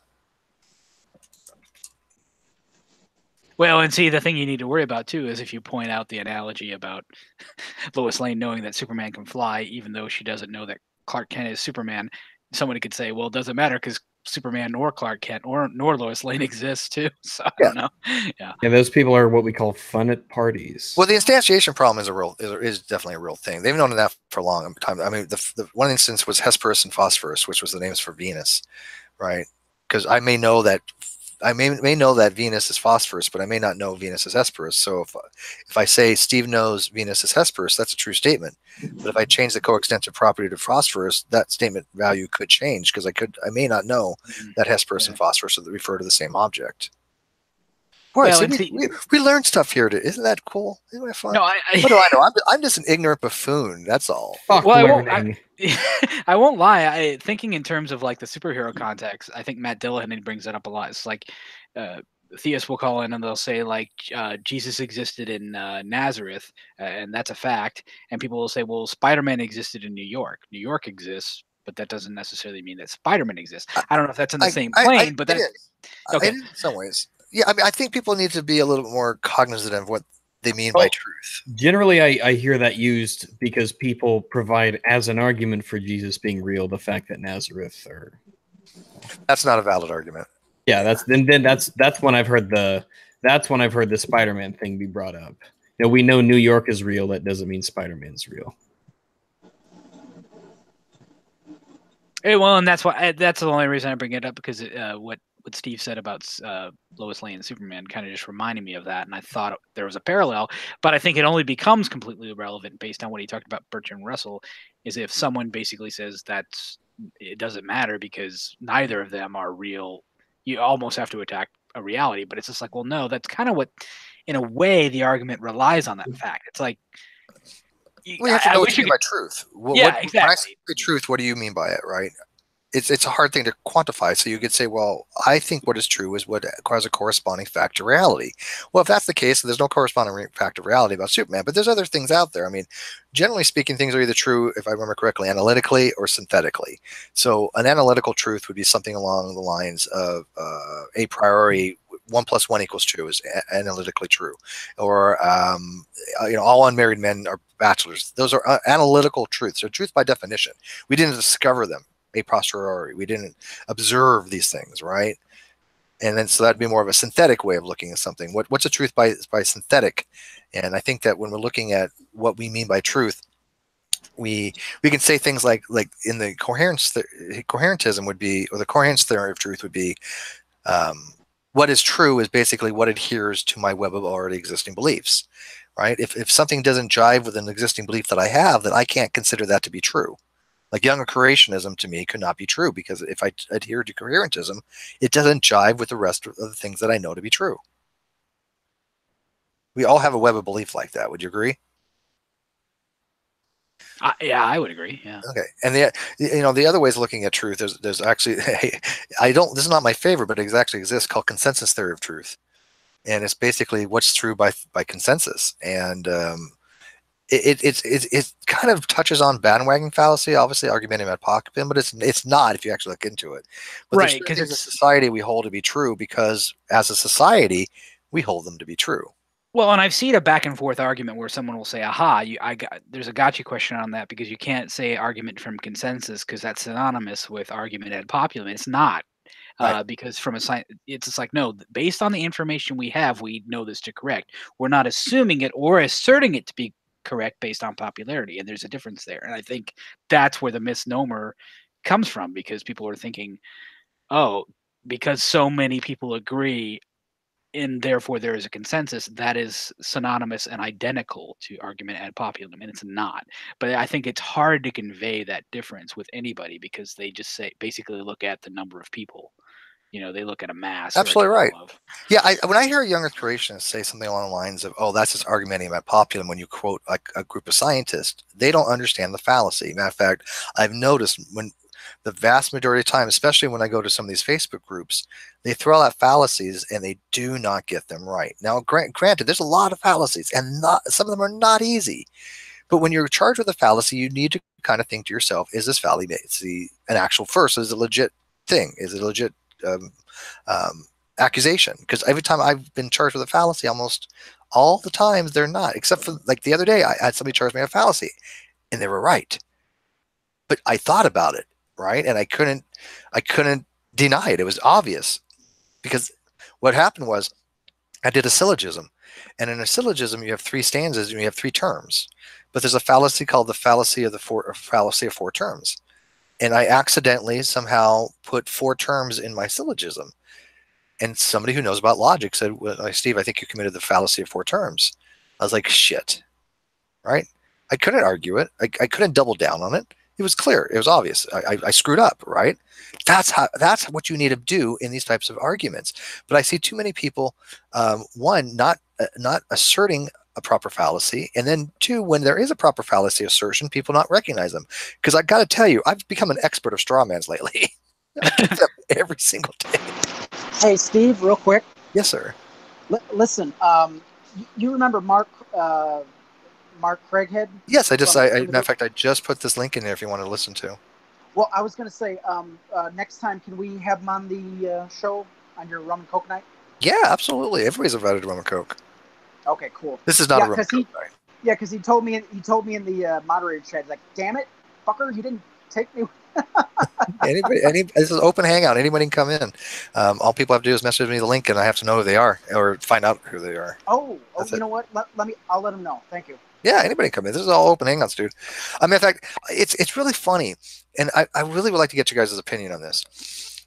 I really do go out of my way to give every principle of charity I can to people most of the time. If they think they have a legitimate argument against me, I will entertain their argument to the best of my ability. These are all open hangouts. Any of these people that are so cocksure that say that Steve's wrong about this and Steve's wrong about that. Wait, someone say cocksure? Cocksure, yes. Great word. Great word. Have you ever been there? It's great. It's great. Outside London, it's great. It's very quaint. Yeah, I've had my share of Kurt Cocksure. Yeah. Ever since they changed chefs, so I mean, I don't know. Very good sheep. Yeah, but the wine's fantastic. Very amicable. But no, Steve, just real quick, you bring up an excellent point in terms of like if someone points out like you're wrong, like you said, you had the syllogism and everything. I remember in my thesis, I wrote something on cognitive theory, and I based it off of that because there was a certain nuance to it and several definitions that actually proved a point from an alternative subject that I was building on. Mm-hmm. Not till about 8 months later. After my thesis had been it was graded and everything was fine. I go back and I find out that the thesis I based it on was basically more or less debunked. Now, did that make me feel a little bad? Yes, but at the same time, it made me feel like, well, wait a minute, something else came about it, and it goes back to what we're talking about, consensus. And I think that's the trick in terms of people who work in an authoritative value in science. Where they're able to be humble about those actions because other people learn from them and you can build upon those mistakes. Whereas conversely, if a theist comes in because their authoritative construct and everything is the Bible, they're unable, in other words, if they yield in any stance on any theory they have, they're weak. So this is just what I'm stating out there. That's so a great in other words, so I think that's taking from a perspective of science, because I was actually happy. I was like, oh, that sucks. But I was at the same time, well, tell me where I was wrong, because I'd like to learn from this. And so I can defend, or anytime somebody say, hey, why did you write about that? And I go, well, I did it first, but here's why I now know that I'm wrong. And so I want to hear more about it. I don't think conversely on the theist end, when they make that argument, that's not possible because of the lack of humble receptiveness. I totally agree with that. In fact, are you familiar with Bertrand Russell's quote? He said, the trouble with the world that the stupid are cocksure and the intelligent are full in doubt, because I think that's one of the most brilliant observations I've ever seen. The people that recognize the facts that you are going to make mistakes, the people that recognize that the best arguments have been time after time after time poked at and prodded, right? I want my arguments to be foolproof at some point, right? And I think most of them at this point kind of are. I have not had any expert show me that some of my arguments are wrong. Matter of fact, they're like, yeah, the conclusion follows. So when I'm asking for people to evaluate them, I'm dead serious, because I have years ago started. I have arguments that start off, they had flaws, they had errors, and I've shored them up, because people were good and they helped me and they understood the arguments, and they said, okay, I see what you're trying to do. Why don't you rephrase it like this? And I would take that to heart. I mean, since I have the great debate community on G+, with some brilliant people. When those people say, I think maybe you should try it this way, I'm going to listen to them. Right? Yeah, I mean, it comes back to like, yeah, I agree with you too, because I've seen a lot of people basically where they become obstinate and defensive. It's clear that they're not wanting to learn. Basically, they have, what was that? No, no, they come. Sorry, they come in basically with an agenda and something like that, and they want to preach it or state it or whatever like that. When challenged on anything, whether or not they want to say I'm wrong, they won't even say, "Oh, okay, thanks. I'll go and look at that and come back." They're just like, "No, no, ma'am, no," and I'm just like, just be receptive. You don't have to be humble and admit you're wrong. Just be receptive, and they're not even willing to be. Oh yeah, but I'm not. I straight up am not going to listen to anybody that says, "Steve, you're wrong," and then I say, "Okay, can you articulate to me the argument?" Oh, I didn't read it. Yeah, exactly. What do you do with that? What do you do with that level of just dumb fuckery? There's really not much, because it's like, okay, you're saying I'm wrong. Articulate to me why I'm wrong. I just don't like what you have to say. That's why. No, that's not an argument. Before you came in, I showed my Facebook, and the one person who says, "You clearly don't understand because you want something to be true. That doesn't make it true. You make the very same mistake I see theists making." Basically, is what he said, and I said, "Okay, show me where I'm wrong." It's now been over an hour. Not one thing have they shown me I'm wrong. Not one. They haven't even tried. Well, and I think I'll say this because I think this is kind of important, but let's just say for argument's sake, and I think genuine, you say, show me where I'm wrong. You actually are serious in saying, what? If I'm wrong even on a minuscule point, I'd like to learn from that point. I am absolutely dead serious. Yeah, and I think that's what they don't think. I think they're like, show me I'm wrong because I know I'm not. No, that's not what you said. So, and I don't shy away from discourse. I mean, right. Like Dave's in here. Dave and I have had it on. We've gone on Discord. We've had out at balls to the wall. Nothing ever got personal. Never had a bad thing to say about the guy. I just think he makes his arguments. I make my arguments, and we talk about it. We don't have to agree, but we can sit there for 4 or 5 hours and go, "Damn, this was fucking pretty cool." I enjoyed it. And I think that's conversations, really. Yeah. I think that's where a level of maturity comes in. I think the people who aren't able to do that, it's because of a certain degree of lack of maturity. And it's just like, this isn't personal. We're talking about stuff. So, yeah, I think that's where that may come in.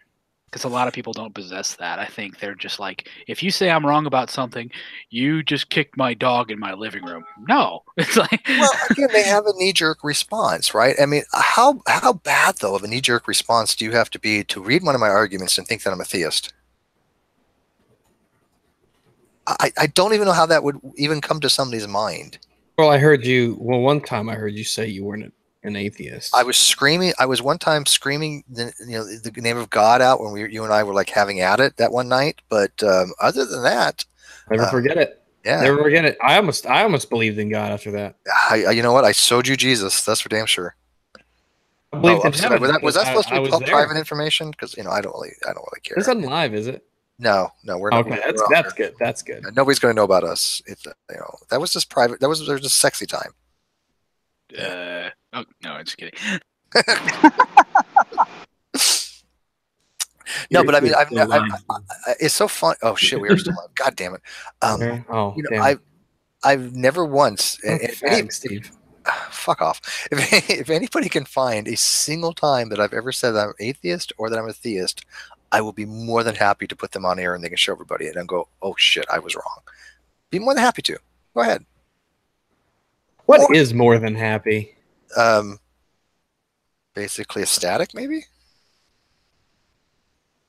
Kind of reminds me of the time that you and I'm sorry to bring up his name, but you and that guy. You're going to anyways, aren't you? Yeah, I'm sorry, because it's so funny. We don't hear too much from him, but I was just like, because he's irrelevant, right? But like, well, no, because he said like that time that you said you can't be. Oh, what was I can't remember. You can't be an atheist and believe in God. Yeah, and he said that I'd said otherwise. But do you know? Okay, and I can probably say this now because he's not going to listen and misunderstand me like he does everything else. I was trying to explain to him that it is a contradiction to say you're an atheist and believe in God, right? I mean, you can do anything and be irrational. That's the name of the Hangout, right? People being irrational kind of things. You can be irrational, but to be rational, you can't say that I'm an atheist and believe in God. That I think everybody agrees with, right? However, if you are looking at the framework of classical theism, a person who believes in a deist God would be an atheist. So there are exceptions to these things, but they're very, very specific exceptions, because the term, and this is not equivocation, because the term atheist in that regard into the frame, as far as the framework of classical theists, means something different. The original. Are you talking like what's his name, Michikaku or whatever? He has sort of a believes in God sort of thing. No, that's pantheism. Doesn't really. That's God of the philosophers. No, what I'm saying, the original meaning of the word atheos or atheist comes from the fact that there were Christians that didn't believe in the Roman pantheon gods. Okay, so they were Christians. So that when they were saying that these people without God, which was for the atheos, with people that's back then, that's the etymology of the word without God, even though that's not what it means now. It means not. But the term atheist referred to Christians, not people that didn't believe there was a God. And so what the word has changed in meaning, right? So in that particular case, if you're saying, well, in reference to classical theism, you could be an atheist and still believe in God, but that's a very, very rare example, and it means something different in that the word is polysemous at the time, so it has a different meaning than what we understand the word to be now. Yeah, you're also talking about somebody who is incapable of nuance. And by the way, that is a semantic argument. Well, either way, at the same time, though, even semantics, he's incapable. He's functionally illiterate. I'll just say that right now. But he's incapable of understanding any kind of nuance or any second level, like any layer of a conversation that goes beyond level depth. One. He can't go beyond level one. Artie put in the live chat, he says polytheists aren't theists in classical theism. Ocean was baffled by that, which is kind of strange because you're right. Polytheists aren't theists in classical theism. Absolutely right. And I can't imagine Ocean not getting that. Ocean's pretty smart. You have to take Ocean Man by the hand. Oh, have you ever swam in Ocean's deep blue eyes? Oh, it's amazing. I've swum in deep blue oceans. Okay. Doggy paddle? No, it works. It gets the job done. I ain't no swum slob. I ain't no swum snob. Swim? I mean, a lot of things, and a swum snob ain't one of them. You're not a swimmer, are you? I have swum. Have you swum? I've swum. Did you swim? Did you swim deep? Are you a deep swimmer? No. I don't like ones on the surface. I'm reading my Facebook thing as I'm doing this, and somebody had just posted, to be agnostic, to even consider the possibility that gods might be real, is a comical waste of time. And yet, when you ask somebody, well, what justification do you have to say that gods don't exist? Which, by the way, I think can be easily justified. Well, not easily, but it can be justified. I can justify that if I took that position. But when you ask them, well, I have no burden of proof, they say, or I don't have to justify that, or I just think that it's comical that it's really bizarre when I'm reading some of these comments, because I've logically proven that the lack of belief position, the weak atheist position, is logically, syntactically the same as agnostic, and pretty much everybody agrees with that knows what the hell they're talking about. I just talked to Alex about that today, Dr. Malpass. He's like, yeah, non-theism or weak atheism is pretty much indistinguishable from agnosticism logically. Now, there are epistemic differences. And people will be asked, well, what do you mean there's epistemic differences? Well, an example would be, I am a temporal agnostic, right? Which means that I hold to agnosticism, which is a weak form of agnosticism, that I can't be justified to either say that theism is true or theism is false, right? I take the position that I don't give it a value either way. I suspend judgment. Now, there are other types of agnostics out there. There's an evidential agnostic, and an evidential agnostic would say, I do not assign a truth value because I don't believe there's enough evidence either way to justify assigning a truth value, right? So even though that the evidential agnostic position and the temporal agnostic position are identical logically, right? They're both suspending judgments. Epistemically, they mean something different, right? So it's the same thing when it comes to weak atheism and agnosticism. You can hold to a weak atheism and not be an agnostic, but logically they have to be the same position. And I don't know why people have a hard time understanding that. It's the same thing as saying, well, I logically hold the theism. Well, how many different types of theism are there, right? Christianity, Islam, Judaism, whatever. They're all different types, epistemically different versions of theism, even though they're all logically the same. So I don't know why a lot of people get confused when I say that they're logically the same, but epistemically different. Does that make sense? Did I just bore everybody to death? Everybody got real quiet. Even the live chat just stopped. Have we on? Hello, is this thing on? Yeah, I can hear you. Yeah. Yeah, I'm muted. Sorry, I'm working at a noisy machine shop. That's okay. I just get concerned. I don't know if I've lost people or they're just. I think to myself, either they're in awe that this something new to them, or like, holy fuck, Steve went off the deep end. My eyes glazed over. Yeah, my eyes glazed over just a little bit, but I'm still there. All right. Well, we're still with you. You get, but Brian, you do get on a very simplistic level that you can logically be a theist, which means I believe the proposition is true, right? BP, believe proposition true. Yes. Easy, yes. Right? Everybody. That's not too difficult. Now, epistemically, there's different versions of theism, right? If you just say you're theist, that doesn't tell you what type of theist you are. So a Christian theist and a Jewish theist are epistemically different. Right, and that can mean anything. Oh, if you really want a mind trip, you need to talk to a Hindu Vedic presuppositionalist.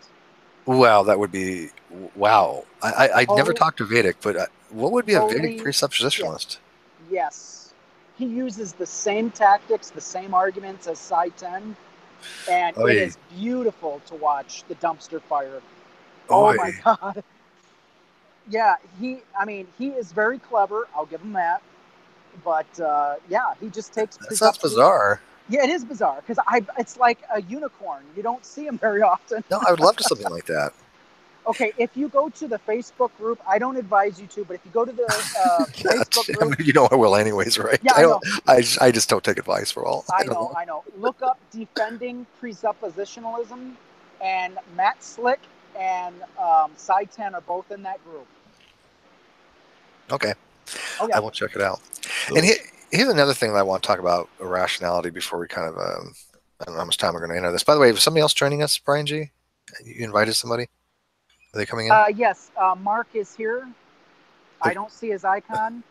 I'm gonna show him how to get. He's got to click the actual Hangout. Yes. Okay. It took me forever to figure that out. All right, hold on. So here's another point that I think people are being irrational about. When we talk about the existence of a deity, when we talk about the ontology, meaning the being, the reality of the universe, I think most people would agree that it is. And I'm going to speak in classical terms because I don't want to get into fuzzy logic or multi-value logic where things do exist on a gradient. Matter of fact, I do believe very strongly that classical logic is inappropriate to be talking about beliefs to any real extent because beliefs are a gradient scale. But in the classical logic, so if I say God exists or God does not exist, it's one or the other. If it's not one, it must be the other. I don't think anybody really disagrees with that, right? Okay, so when we're talking about beliefs, though, I don't have to believe one way or the other. I don't have to believe that God exists. I don't have to believe that God does not exist. That is not a dichotomy. And people confuse those two. They think that just because there's an ontological necessity, that it's either one or the other, that you must believe one or the other. And so they misattribute the need to be an atheist if you're not a theist. Matter of fact, I'm reading something right now. Anybody who doesn't fit the criteria is not a theist. Atheist equals not a theist. That is absolutely wrong. That's what somebody put on the Facebook in the philosophical atheist group, right? And I haven't addressed it yet because I'm busy, but they literally say that that atheist equals not a theist. Now, in the colloquial terminology, that does seem to be the case because people have wanted to be. But that was put out by Silverman, David Silverman. It was put out by Nabarro. It was put out by these newer atheists that want the narrative that if you do not have a God belief, you are an atheist because they want the numbers. They want the normalized atheism. And I have no problem with normalization of atheism if they do it honestly. When I talked to Pam Whistler from American Atheist, she was honest in the fact that she admitted that the American atheists are not concerned about being philosophically correct. Their goal is to get membership. Their goal is to put forth a ideology that if you are not a theist, you are an atheist. which is not philosophically correct. But they don't care about that. She was honest about that. But I was trying to explain to her. The ideology is that I'm putting forth the narrative that I want to normalize atheism. That is an ideological approach, right? Because that's my agenda, is to normalize atheism. Not me per se, but that's their agenda. And so, but I try to explain to her, how is that any different than what ICR and AIG does? They willfully put out misinformation for an agenda. Why don't you take a higher road? And I just talked to somebody who from the Atheist Republic who agrees with that. They're like, why? We don't need to mislead people. So why doesn't the American Atheist say, this is how we view this? However, in philosophy, this is not how it is, or in philosophy, there are other ways of thinking about this. That way people at least know when they go to their page that I'm not talking out my ass when I tell them that in philosophy, that's not how it is. Because they're using American Atheist as an authoritative source, when the actual editor-in-chief said it's not. It is not meant to be philosophy. It's discouraging, to say the least. Who actually said it wasn't supposed to be used as philosophy? What was his name? Her, Pam Whistle. Oh, okay. She's the editor-in-chief. Nice woman. Very nice woman. I really enjoyed we had multiple conversations with her.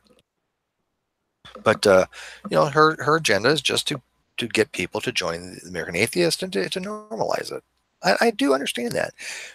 There are other people that can kind of justify, like, for example, I talked for about a half hour to genetically modified skeptics the other night. And he justifies the use of the word atheist. He understands that he is actually an agnostic in philosophy. He understands the terms. He understands the differences. He completely agrees with me on that. But he has his own reasons why he takes the atheist label. I can't fault him for that, right? I think that it's still epistemically wrong to do so if you can't justify it. But I think he can justify it in a way where I don't think he's being irrational, right? But he's not an idiot, right? Genetically modified skeptic has actually thought about this stuff, and he actually knows the differences. If you don't know the difference between colloquial and philosophical, you're not going to understand these concepts very well. But Brian G., did you see my argument that I put? And this is not controversial in philosophy, really. I mean, Dr. Malik, you'll specifically say in his book, in his paper, that atheism is no more closer to, agnosticism is no more closer to atheism than it is to theism. It literally, there's no justification for it to say it's one or the other.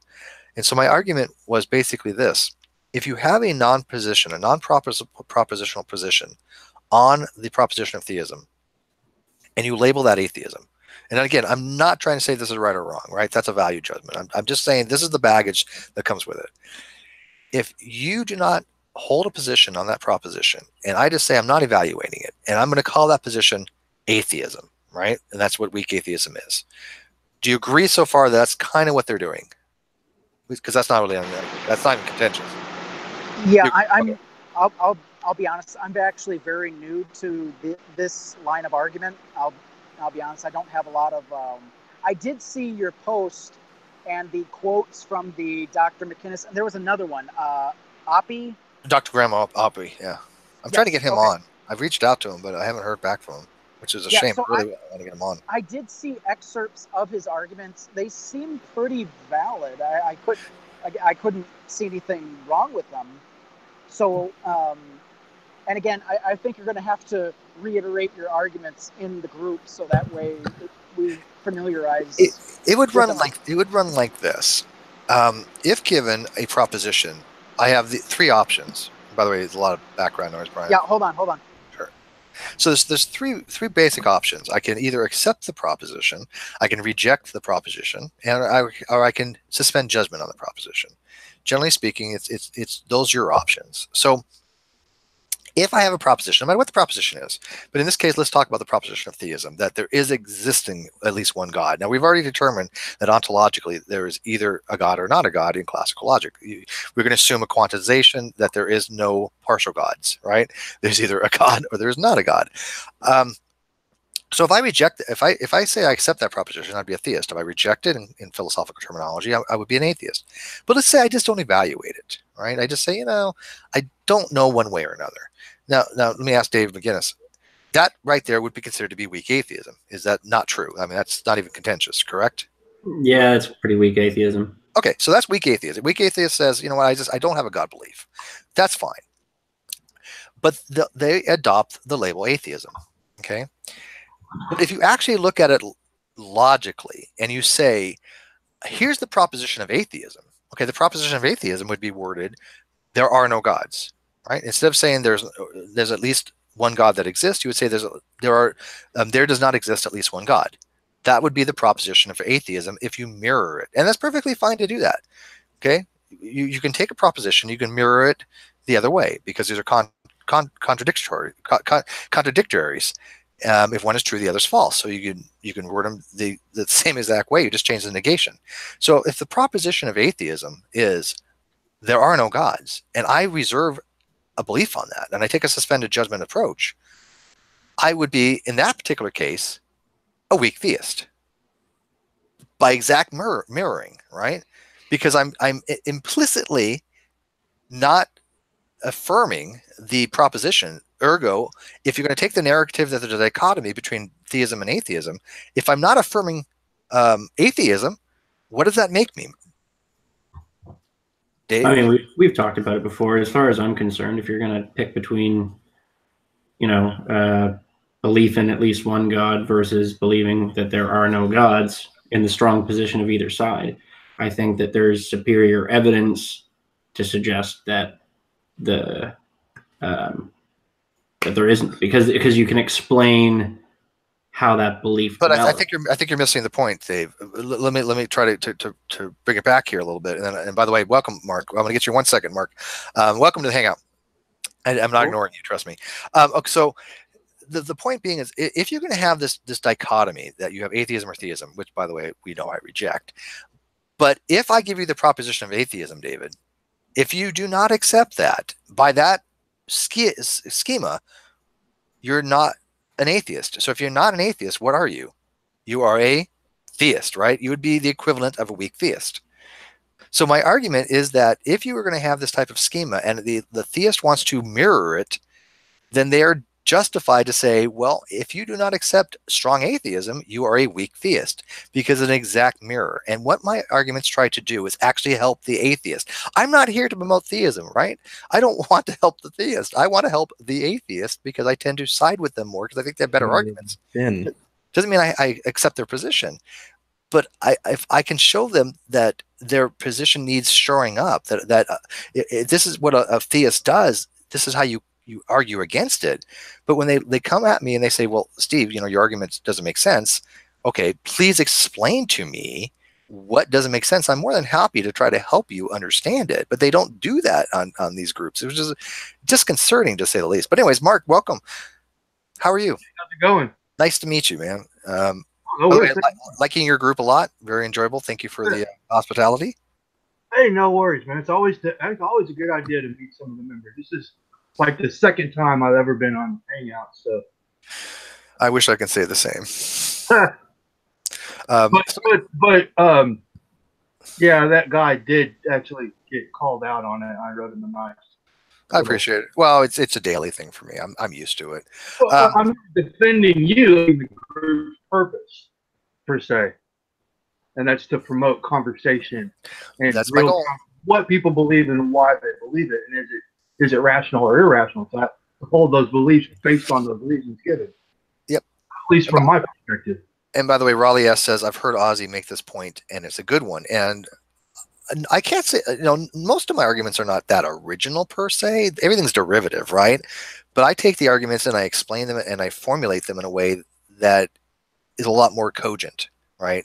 I've read a lot of things, and I'll take what people have gone, okay, how do they get to that conclusion? And then I'll give the argument by which they arrive to their conclusion. Because a lot of times in these books, they don't give the arguments for it, right? They just say, I'm going to assert this by fiat, which is okay in a philosophical text, if that's not what they're going for. But to the lay reader, I want them to understand why it's put out this way, right? But anyways, man, it is getting late, and probably wrap this up pretty soon. But anybody got any questions? And by the way, we had 110 people watching at one time. That's pretty good for a late night hangout. Oh, wow. Here's a question for you, Steve. Sure. How do you address? I mean, whenever the the topic of evolution comes up, which I'm sure we both acknowledge evolution is a fact at this point. You get a lot of people who falsely equate that with just everything spontaneously happening, which is not really a question of evolution, but abiogenesis, right? But people will say, well, there's no evidence for abiogenesis, so it can be dismissed offhand in the same way that there's no evidence for a God. How do you address that? Well, I think there's a couple things that may be addressed in your comment, and I hate this nuance. I don't want to be appended, but unfortunately, I don't want to give a theist any more ammo than they need. When you cannot rationally say that something like evolution is a fact. The reason why is because nouns cannot be facts. You don't say chair is fact. You don't say cow is fact, right? And I know it's nuanced, but the reason being is that it's a fact that we have observed the process. Yes. But a theist will latch on to that, right? And fair enough. It drives me nuts when a theist does that. So, anyways, I don't give them any extra ammo. But to your question, the hypotheses that when we talk about abiogenesis, first of all, I have a very simple proof that life came from non-life. You want to hear it? Sure, go for it. Premise A. At one point in time, life did not exist. Premise 2, life exists now. Conclusion, life, it came from non-life. Now, if you think about it, that doesn't really tell you a goddamn thing, but it has to hold true, right? It has to be literally the case that at some point in time, life came into being. At that, unless you, even if you say it came ex nihilo, it came from ex nihilo. It came from non-life. There was non-life, and then you had life. Now, how that happened? That's for chemistry. That's for physics. That's for a long, involved, arduous process to get from protocells to eukaryote cells, right? That we are now. But we do see evidence for these. We see evidence of steps that, even though we don't have the full picture, we know from the Urey-Miller experiment, right, that complex carbons were created. That's what the experiment wanted to do. Matter of fact, they went and tested the old experiment, and they found it had more than just 6 amino acids they originally determined. And then they've done experiments and they got 20. How do you respond then to somebody says that, oh, well, you're just you're assuming the mechanism. You're presupposing a mechanism that there's no evidence fully for? Well, we don't know what the mechanism by which life came about. That's the given. We don't. But we don't go in science by what we don't know. What we go by is, let's take what we do know, and we will formulate a hypothesis about what it is that we're trying to explain. We don't know everything there is to know about how life came about. Okay, so what? Okay, I mean, I don't see that as a need to posit a God in the gaps types argument, right? I don't see any intelligent design. I don't see a need to say, well, because we can't explain something, ergo a deity. Does that make sense? Yeah, especially when we see the development of multiple different types of deities in different situations, claims that. And you might want to look up what's called the Duhem-Quine thesis. And what that thesis is basically saying is that no hypotheses live in a vacuum, meaning that everything is contingent upon something else. So every hypothesis you have is contingent upon other things that are other hypotheses.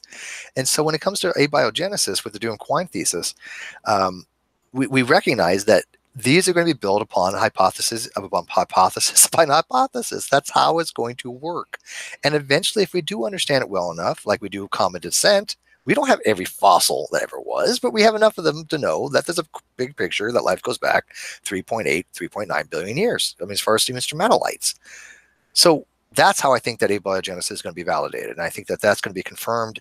And I don't know if it's going to be incorporated in evolution. I know a lot of biologists think that it would be okay that it did. I'm against that. I don't think abiogenesis should be incorporated in evolution because they explain different things. Yeah, evolution explains biodiversification. Do you feel like for you that would be, if abiogenesis was concretely confirmed, is that sort of the nail in the coffin on the God issue for you? No, they're completely different things. I'm convinced that we'll find natural thing you have at that point if it didn't create life, and like is that sort of going back to the they made the process happen that made the thing that made I mean that just seems like a useless argument that just overcomplicates what we know. No, I don't think it bloats the ontology too much. I think there's definitely people that think because of existence itself, even basically a natural way of looking at the universe. And there's theological naturalism. There's this opinion or this thing where people can look and they see beauty, and because of that they'll derive a god. Now, I don't particularly subscribe to that, right? But I think there's something to be said by aesthetics. I know Dawkins really hates this argument, the argument from aesthetics, and that's one of the reasons I like it, because I can't stand Dawkins. But he's just done so damage to philosophy. Oh, how can you say that about Dawkins? Because he's done so much damage to philosophy. He's just not a philosopher. But, I mean, the thing is if all God is a pretty idea, like, I mean, there's all sorts of things that are just nice ideas, right? I mean, what's the purpose at that point, other than just? Well, again, I'm not advocating the theist position, right? I'm just saying that I understand that you can justify it if you need to be. People say that it's unjustifiably a theist. I don't get that, because Plantinga has the reformed epistemological approach. He does reformed epistemology. That's one way to rationalize it. There are other means to justify through pragmatism or prudentialism. You don't need an evidential approach. Now, I understand people are so ingratiated with science that they try to apply these things across the board. I was talking to Mark earlier, and I was telling him about verificationism and logical positivism. And I think that's a carryover from the narrative of science being used inappropriately outside its scope. I'm a big science person. I mean, I love science. I mean, my background was in nuclear reactors. I have to know a little bit about science. But I understand the scope is limited. And so if we take the narrative that the only thing that are cognitively meaningful is that a proposition is true, I think that's, or validatable, or people use the term demonstrated, right? I don't think that's necessarily a good way to approach an epistemic framework. I don't think that's a good way to say how we know something, because if you start using science outside its scope, a theist has every right to charge you with scientism. And I know people hate that word and they like, oh, that word's made up. No, there legitimate is a word called scientism, and it has an actual meaning, although most theists get it wrong. Okay. I mean, if you kind of come from just the argument from aesthetics, though, and it's just like the nice idea kind of thing, doesn't that just reduce theism to like really? Well, but again, fanboys of like a pretty fiction, essentially. It's a belief. Star Wars nerds that decide to become Jedis, you know, like. But it's a belief, right? Everybody has their reasons for why they have a belief. I think we condemn people too much for having beliefs, and I want beliefs to be true, just like most rational people would want a belief to be true.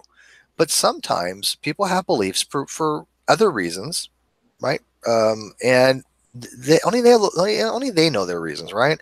I'm not going to judge them for that. I don't judge a theist for having a belief in what they believe. What I judge is when a theist puts out information that I know to be demonstrably false. If you tell me that the Earth is 6,000 years old, I'm going to take that and shove it up your ass, right? It's just that's a scientific claim at that point, right? Yeah, but I mean, the moment that you claim to have access to some sort of hidden knowledge of the universe, and you don't require any evidence to have it, just that it feels right. You're not talking about knowledge. All sorts of silly claims, right? You've just done an equivocation fallacy, though. You just went from the scope of belief from doxastic to epistemic. Nobody's when I say, you know, hypothetically, if I say I believe God exists and the reasons why, blah blah blah blah blah blah blah, that's not making a knowledge claim. Now, remember, I wrote this on the blog before. The difference between belief and knowledge: that belief can be wrong, knowledge cannot be wrong, right? There's no, and I just on one of the Facebook groups, wasn't yours, Mark, but in one of the other ones, somebody was telling me that I can't believe something until I know it, and myself and somebody else laughed at that. Right? You can believe you know something, but think about this: knowledge. If the condition is that you have to know something to believe something, then those are synonymous terms, right? Mm-hmm. There's a difference between belief and knowledge. When I wrote my blog on the principle of retraction, attribution, and retraction, this was based upon what Ozzy was one time saying in a Hangout, and people weren't understanding him. So me understanding him, because I actually like Ozzy a lot, and I know what he's. I remember the thread. Yeah. The point was that if I know something now, and I say, okay, it is the case that today this is the state of the affairs of the universe, and tomorrow I find out that was not the case, I had a false belief. Would you agree? Yeah. Okay. Now, if I said today, I know this is the case, and then tomorrow I find out I'm wrong, You don't say you had false knowledge, right? No, you said that's why I said you say you had never had knowledge to begin with. with. Something, and it turns out that you believed you knew something, but you didn't. Right. Well, no. Again, it's not that I believed something and I didn't believe it. I did believe it. I was wrong about my belief. The belief was an error. The belief was wrong. Yeah. I don't say that about knowledge, right? If I say I know this to be the case today, and then tomorrow I find out, you know what, it wasn't the case. I'm agreeing with you. Just I know. But I'm trying to explain to the rest of the people. I don't say that I was wrong about my knowledge. I was wrong about having knowledge, and I use this in math too. People say one of the dumb arguments that I see atheists make is that we don't have to disprove your God until you prove God exists. I see that and I cringe, right? Yeah. And the reason I cringe on that is because if you prove something, it cannot ever be disproved.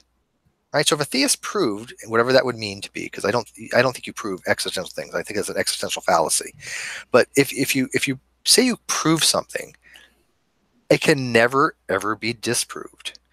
Now somebody would say, well, Steve, what happens if they find an error in the proof? Well, that means it was never proven to begin with. Right? You don't disprove a proof. A proof is by definition undisprovable. Well, what about the argument of at least give us evidence for your God, not necessarily proving it. I don't know if I'm wording it correctly, but you wearing safety glasses for this chat. You know what? When I speak, people, the shit just goes everywhere. So yeah, I need glasses. Yeah, no, that's a great question. And again, I wrote on my blog on this, what it means to have an epistemic burden of proof. And again, atheists get this wrong all the time. Yes, it is true that the burden of proof is on the claimant. Nobody's disagreeing with that, but they don't understand what the burden of proof actually is. The burden of proof when it comes to epistemology is not an evidential burden. It does not mean you need to demonstrate shit. What it means is, are you justified to hold that belief? And then you have what's called warrant, which is basically a way of relating the data to the claim such that you feel that you're justified to hold that position. If you're the only person around, if I have a belief and there's nobody else around me, I still have a burden of proof. Okay, so the burden of proof is like the Big Bang. It's a misnomer. It should be more called the burden of justification. But that only applies for beliefs. If I'm making a scientific claim, all bets are off. If I say, hey, Mark, the evolution is false, right? Evolution's shit. Then you don't have a damn onus for anything. I have that onus to prove in the scientific community that science is wrong. Science doesn't have to prove to me that evolution is true because it's a confirmed model, right? So it's a very different thing when you're talking about science or legal terms of the burden of proof. Another case would be a PhD thesis. If I got a PhD and I'm doing a thesis, I have the whole onus to defend that thesis. Nobody else, right? I'm still going to strongly disagree with the usefulness of the argument you made for the possibility of a resurrection, though. Well, okay. You mean on the non sequitur show? Yeah. I think that was. Yeah, I think people didn't understand what I was saying, and so I can clarify. Okay. Okay. Because it seemed to be that you were saying, even if it's not possible, it's possible in some universe. No. I wasn't invoking model. Okay. Yeah. Could you run us through that argument again, sure. Steve? Because if that's what you're saying, it just seems to me like it's a useless model because you could say that about literally anything. No, I wasn't invoking what's called modal realism, and I wasn't invoking modal possible worlds. Okay, modal possible worlds would be all possible worlds, some possible worlds.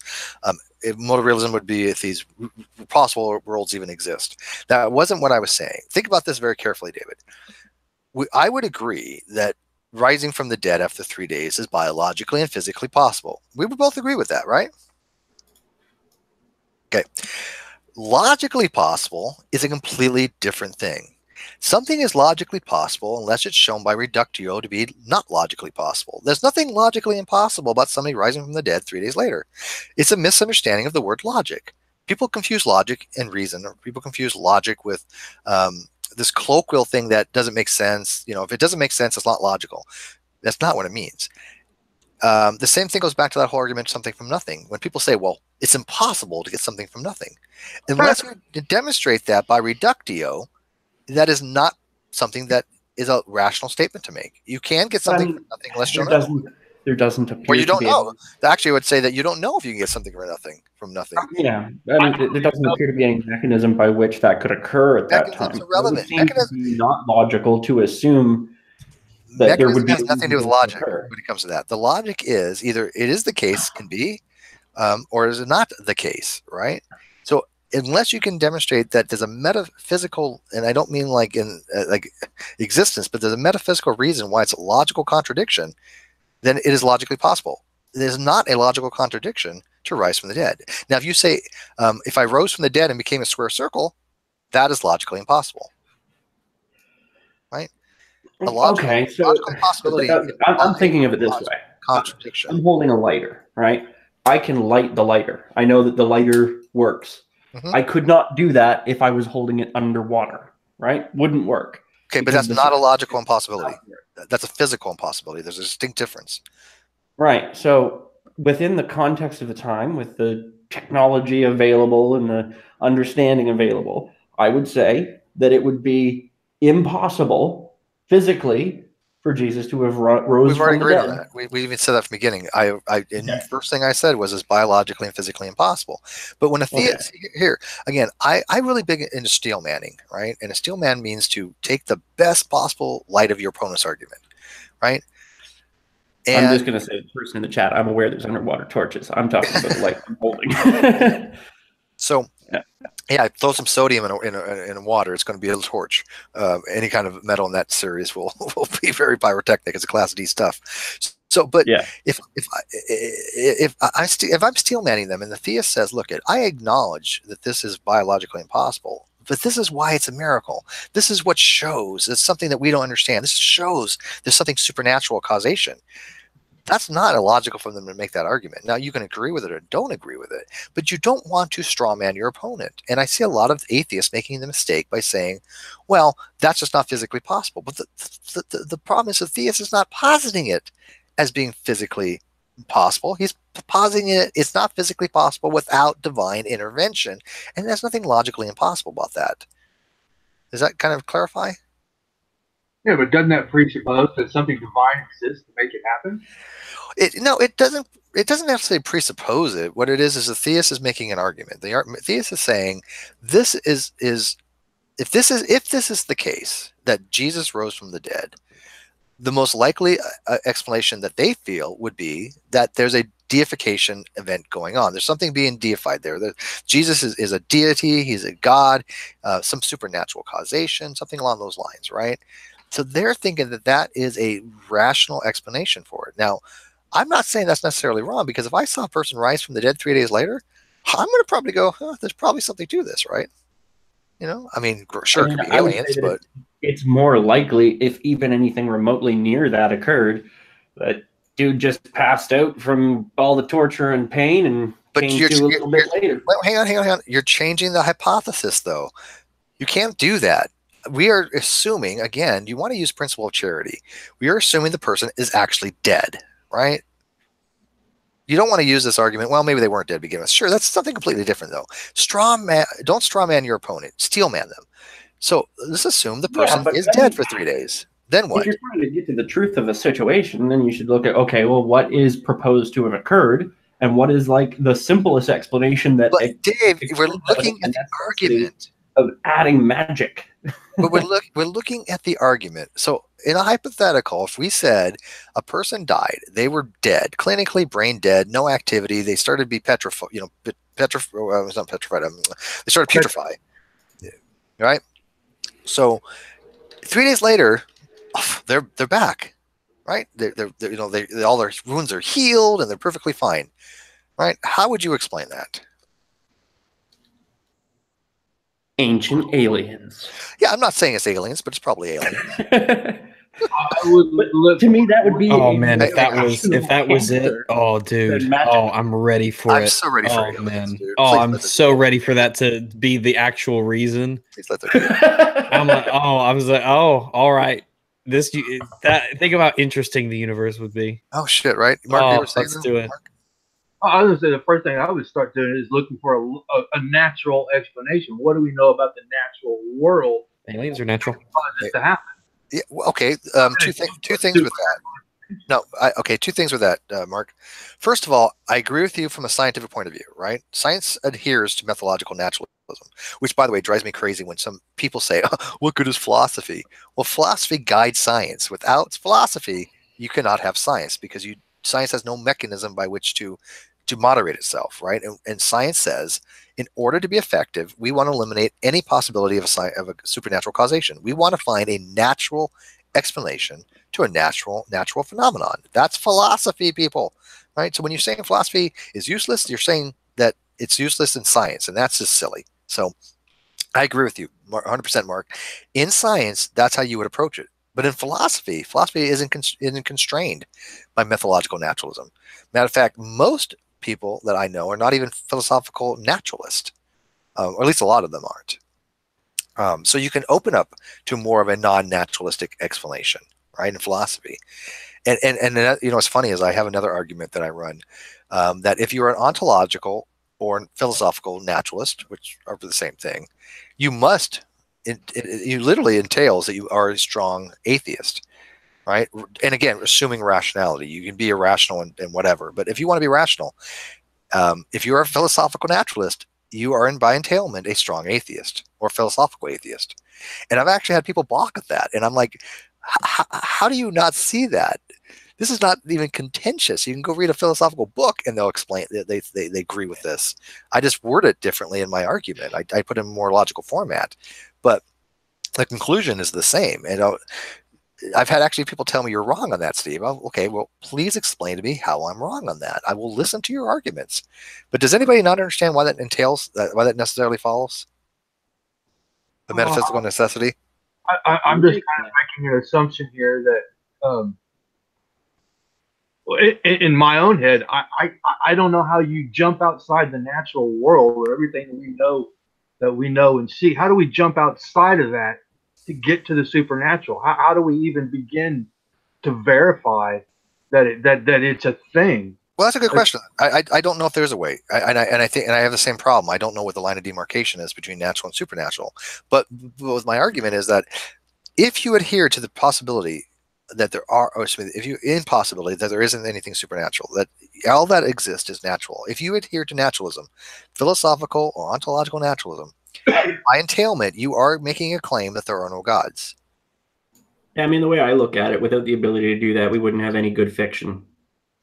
But do you know how many atheists avoid that? They'll say, well, I'm a philosophical naturalist, but I'm not making the claim there are no gods. Yes, you are. I will. Yeah. And there's nothing wrong with that. Clarifying the other thing, though, Steve, because, at least the way that you worded it at the time that I heard it, it wasn't clear. Well, I don't get much chance to talk on non sequitur when I talk philosophy. You know that. They shut me down.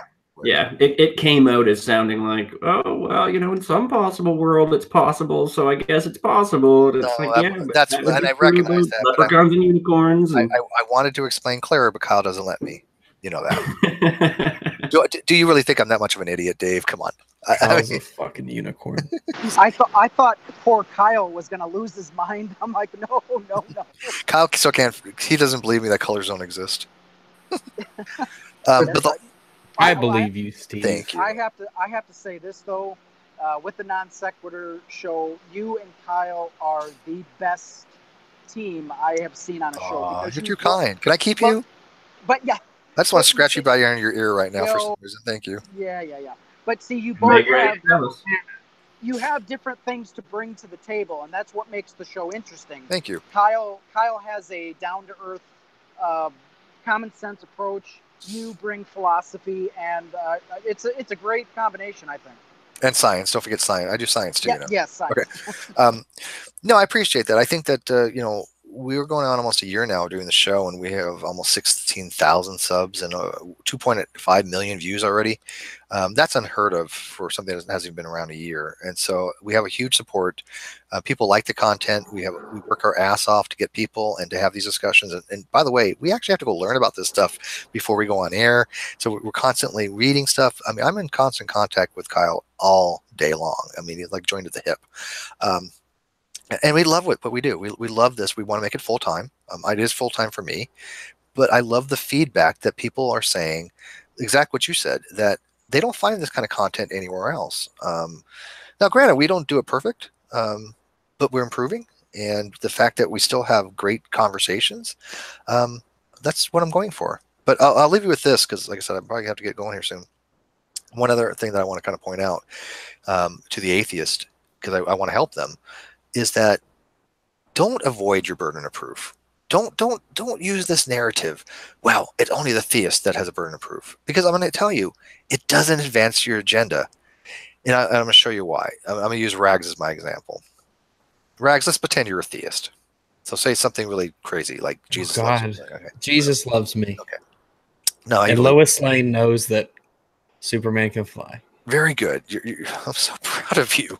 Okay, so if you say that, look at Steve, God exists, and I say, well, I don't believe you. A rational theist would just be like, why do I care? I only have to justify this to myself. I don't have an onus to show you anything. And there's no conversation to be had, right?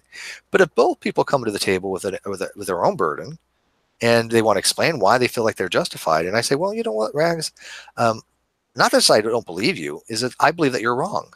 I am an atheist. I believe there are no gods, and I'm going to explain to you why there are no gods. That theist now has an exponentially more likely chance to go, well, shit, maybe I've been wrong all this time.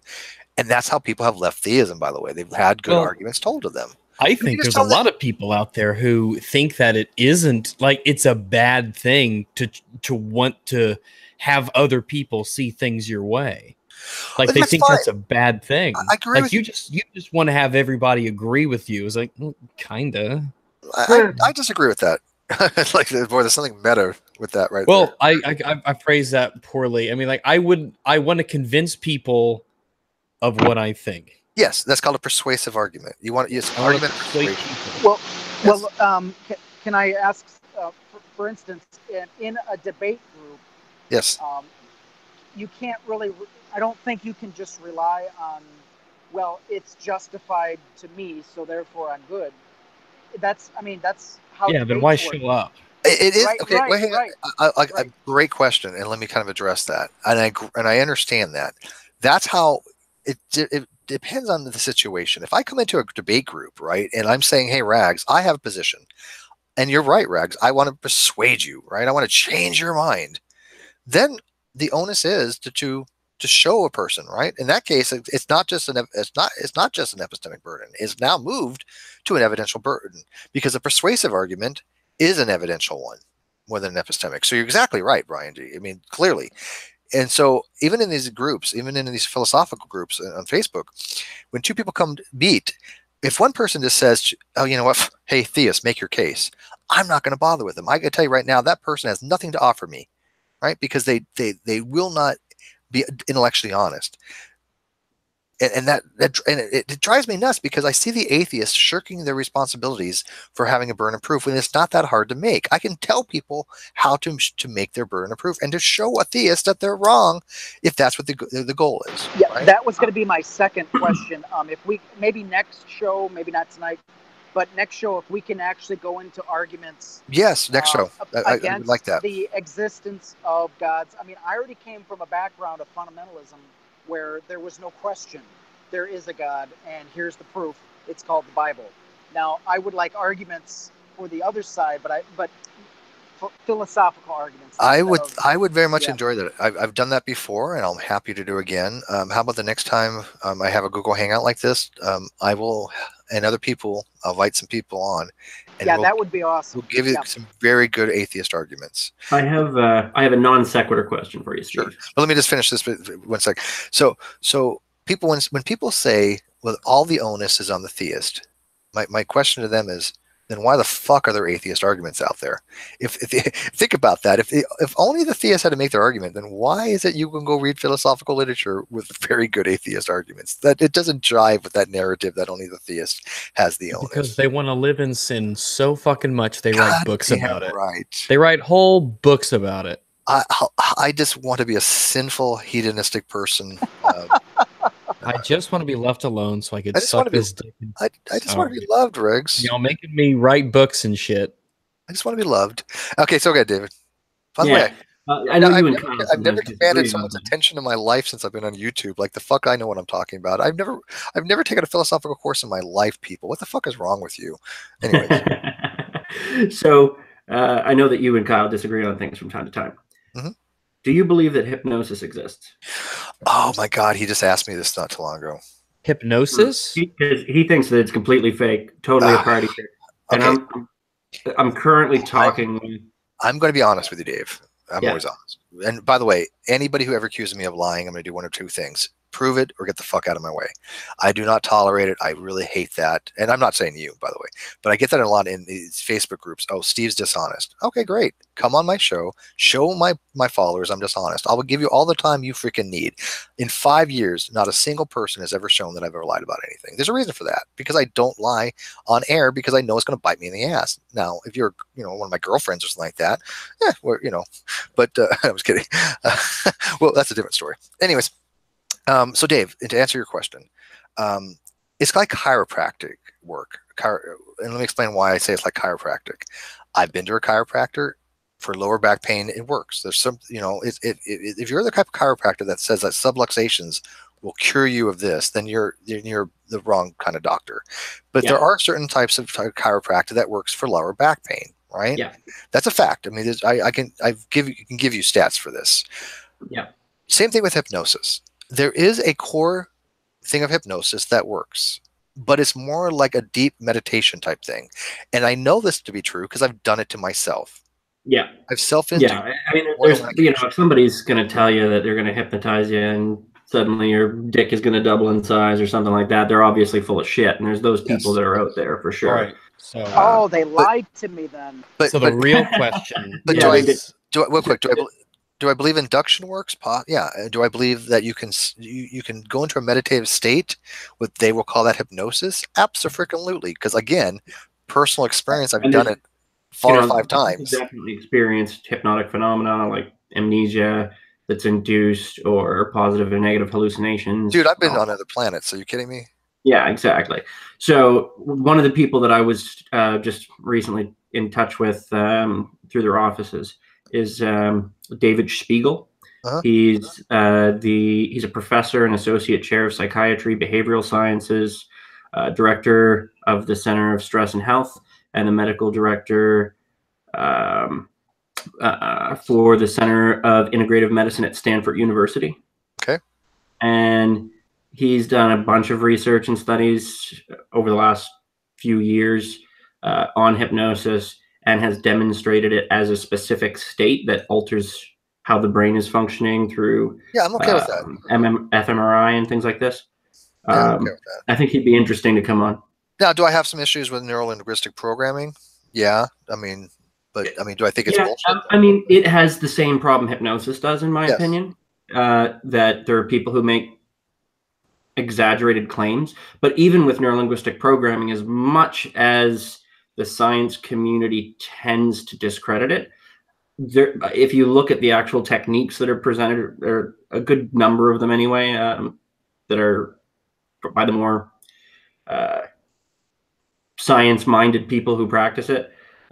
They're very, very similar to things that you find in cognitive behavioral therapy and other things. They do seem to have about as high a success rate if they're done properly. So I think there's usefulness there too, but it's the exact same problem of people over-claiming and saying that it's not meant for. Yeah, I think there's a lot more research that goes into it, but I'm not dismissive of it as Kyle. But then again, Kyle likes that superficial level, right? I mean, he basically, sees like, I'll give you an example the other day. I'm not disparaging him again by any means. I mean, Kyle's amazing, but his aptitude's not my aptitude. His aptitude's different. I have different aptitudes. But the other day during the discussion on the 9/11, a named dragon said something when it came to tensile strength, and I knew he was wrong because I've gone through metallurgical courses. I worked in nuclear reactors, so I had to take these courses, and I said to Kyle in the off screen on the outside Hangout, I said what he said was wrong. When it comes back to me, I need to correct him on that because I like to make sure we put out good information. And Kyle said he's not wrong, and I'm like, well yes, he actually is. He's like, well, not what I'm reading here. I'm like, well, you're reading it wrong. I guarantee I will correct him, and he will accept the correction because he has an engineering background, right? I literally said to him, he will accept the correction because I know Anane's not an idiot. I know he's has an engineering background. And Kyle's like, oh no, he's not wrong. And as soon as he came to me and I explained to him the mistake that he made, what did Inane Dragon said? Oh, you're absolutely fucking right, right? Because I reckon because I have the experience that Kyle doesn't have, and we all bring things to the table, but that's because I look a lot more deeper into these things than he will necessarily do. When it comes to I mean, like it's when you said with NLP and whatnot, it's one of those things where it's a tool, but people try to use it for literally everything instead of what it's actually just what it's good for. Agreed. And you get these people who are really woo woo and make it seem like if you learn this technique, you'll have superpowers and brainwash people. And that's just not. I can't fly. Can I fly? Because I want to fly. No, that's not how it works. Not for long, anyway. That'd be pretty cool, though. All right. Well, anyways, I got to call this to a close. But I think Brian G gave us some good things. Close yet. There's still a question that needs to be discussed. Wait a minute. Do you know how many people in the live chat go, God damn it, Steve, I'm busy doing this. Don't stop this. You know how many people in the chat I don't fucking give a shit about? It's it's 3 of the 3. The probability of them existing is 3. So my little fucking channel, my little corner of the world, because I'm not rags. The question is goddamn subs. If you hypnotize yourself and then you masturbate, is that rape? Do I give myself consent or not? Good night, everybody. Thanks for showing up to the live stream. So, as you lay in bed staring at the ceiling with your own memento moris and existential crises, make sure you consider that, think about it, and then get back to us tomorrow for part 2. Good night.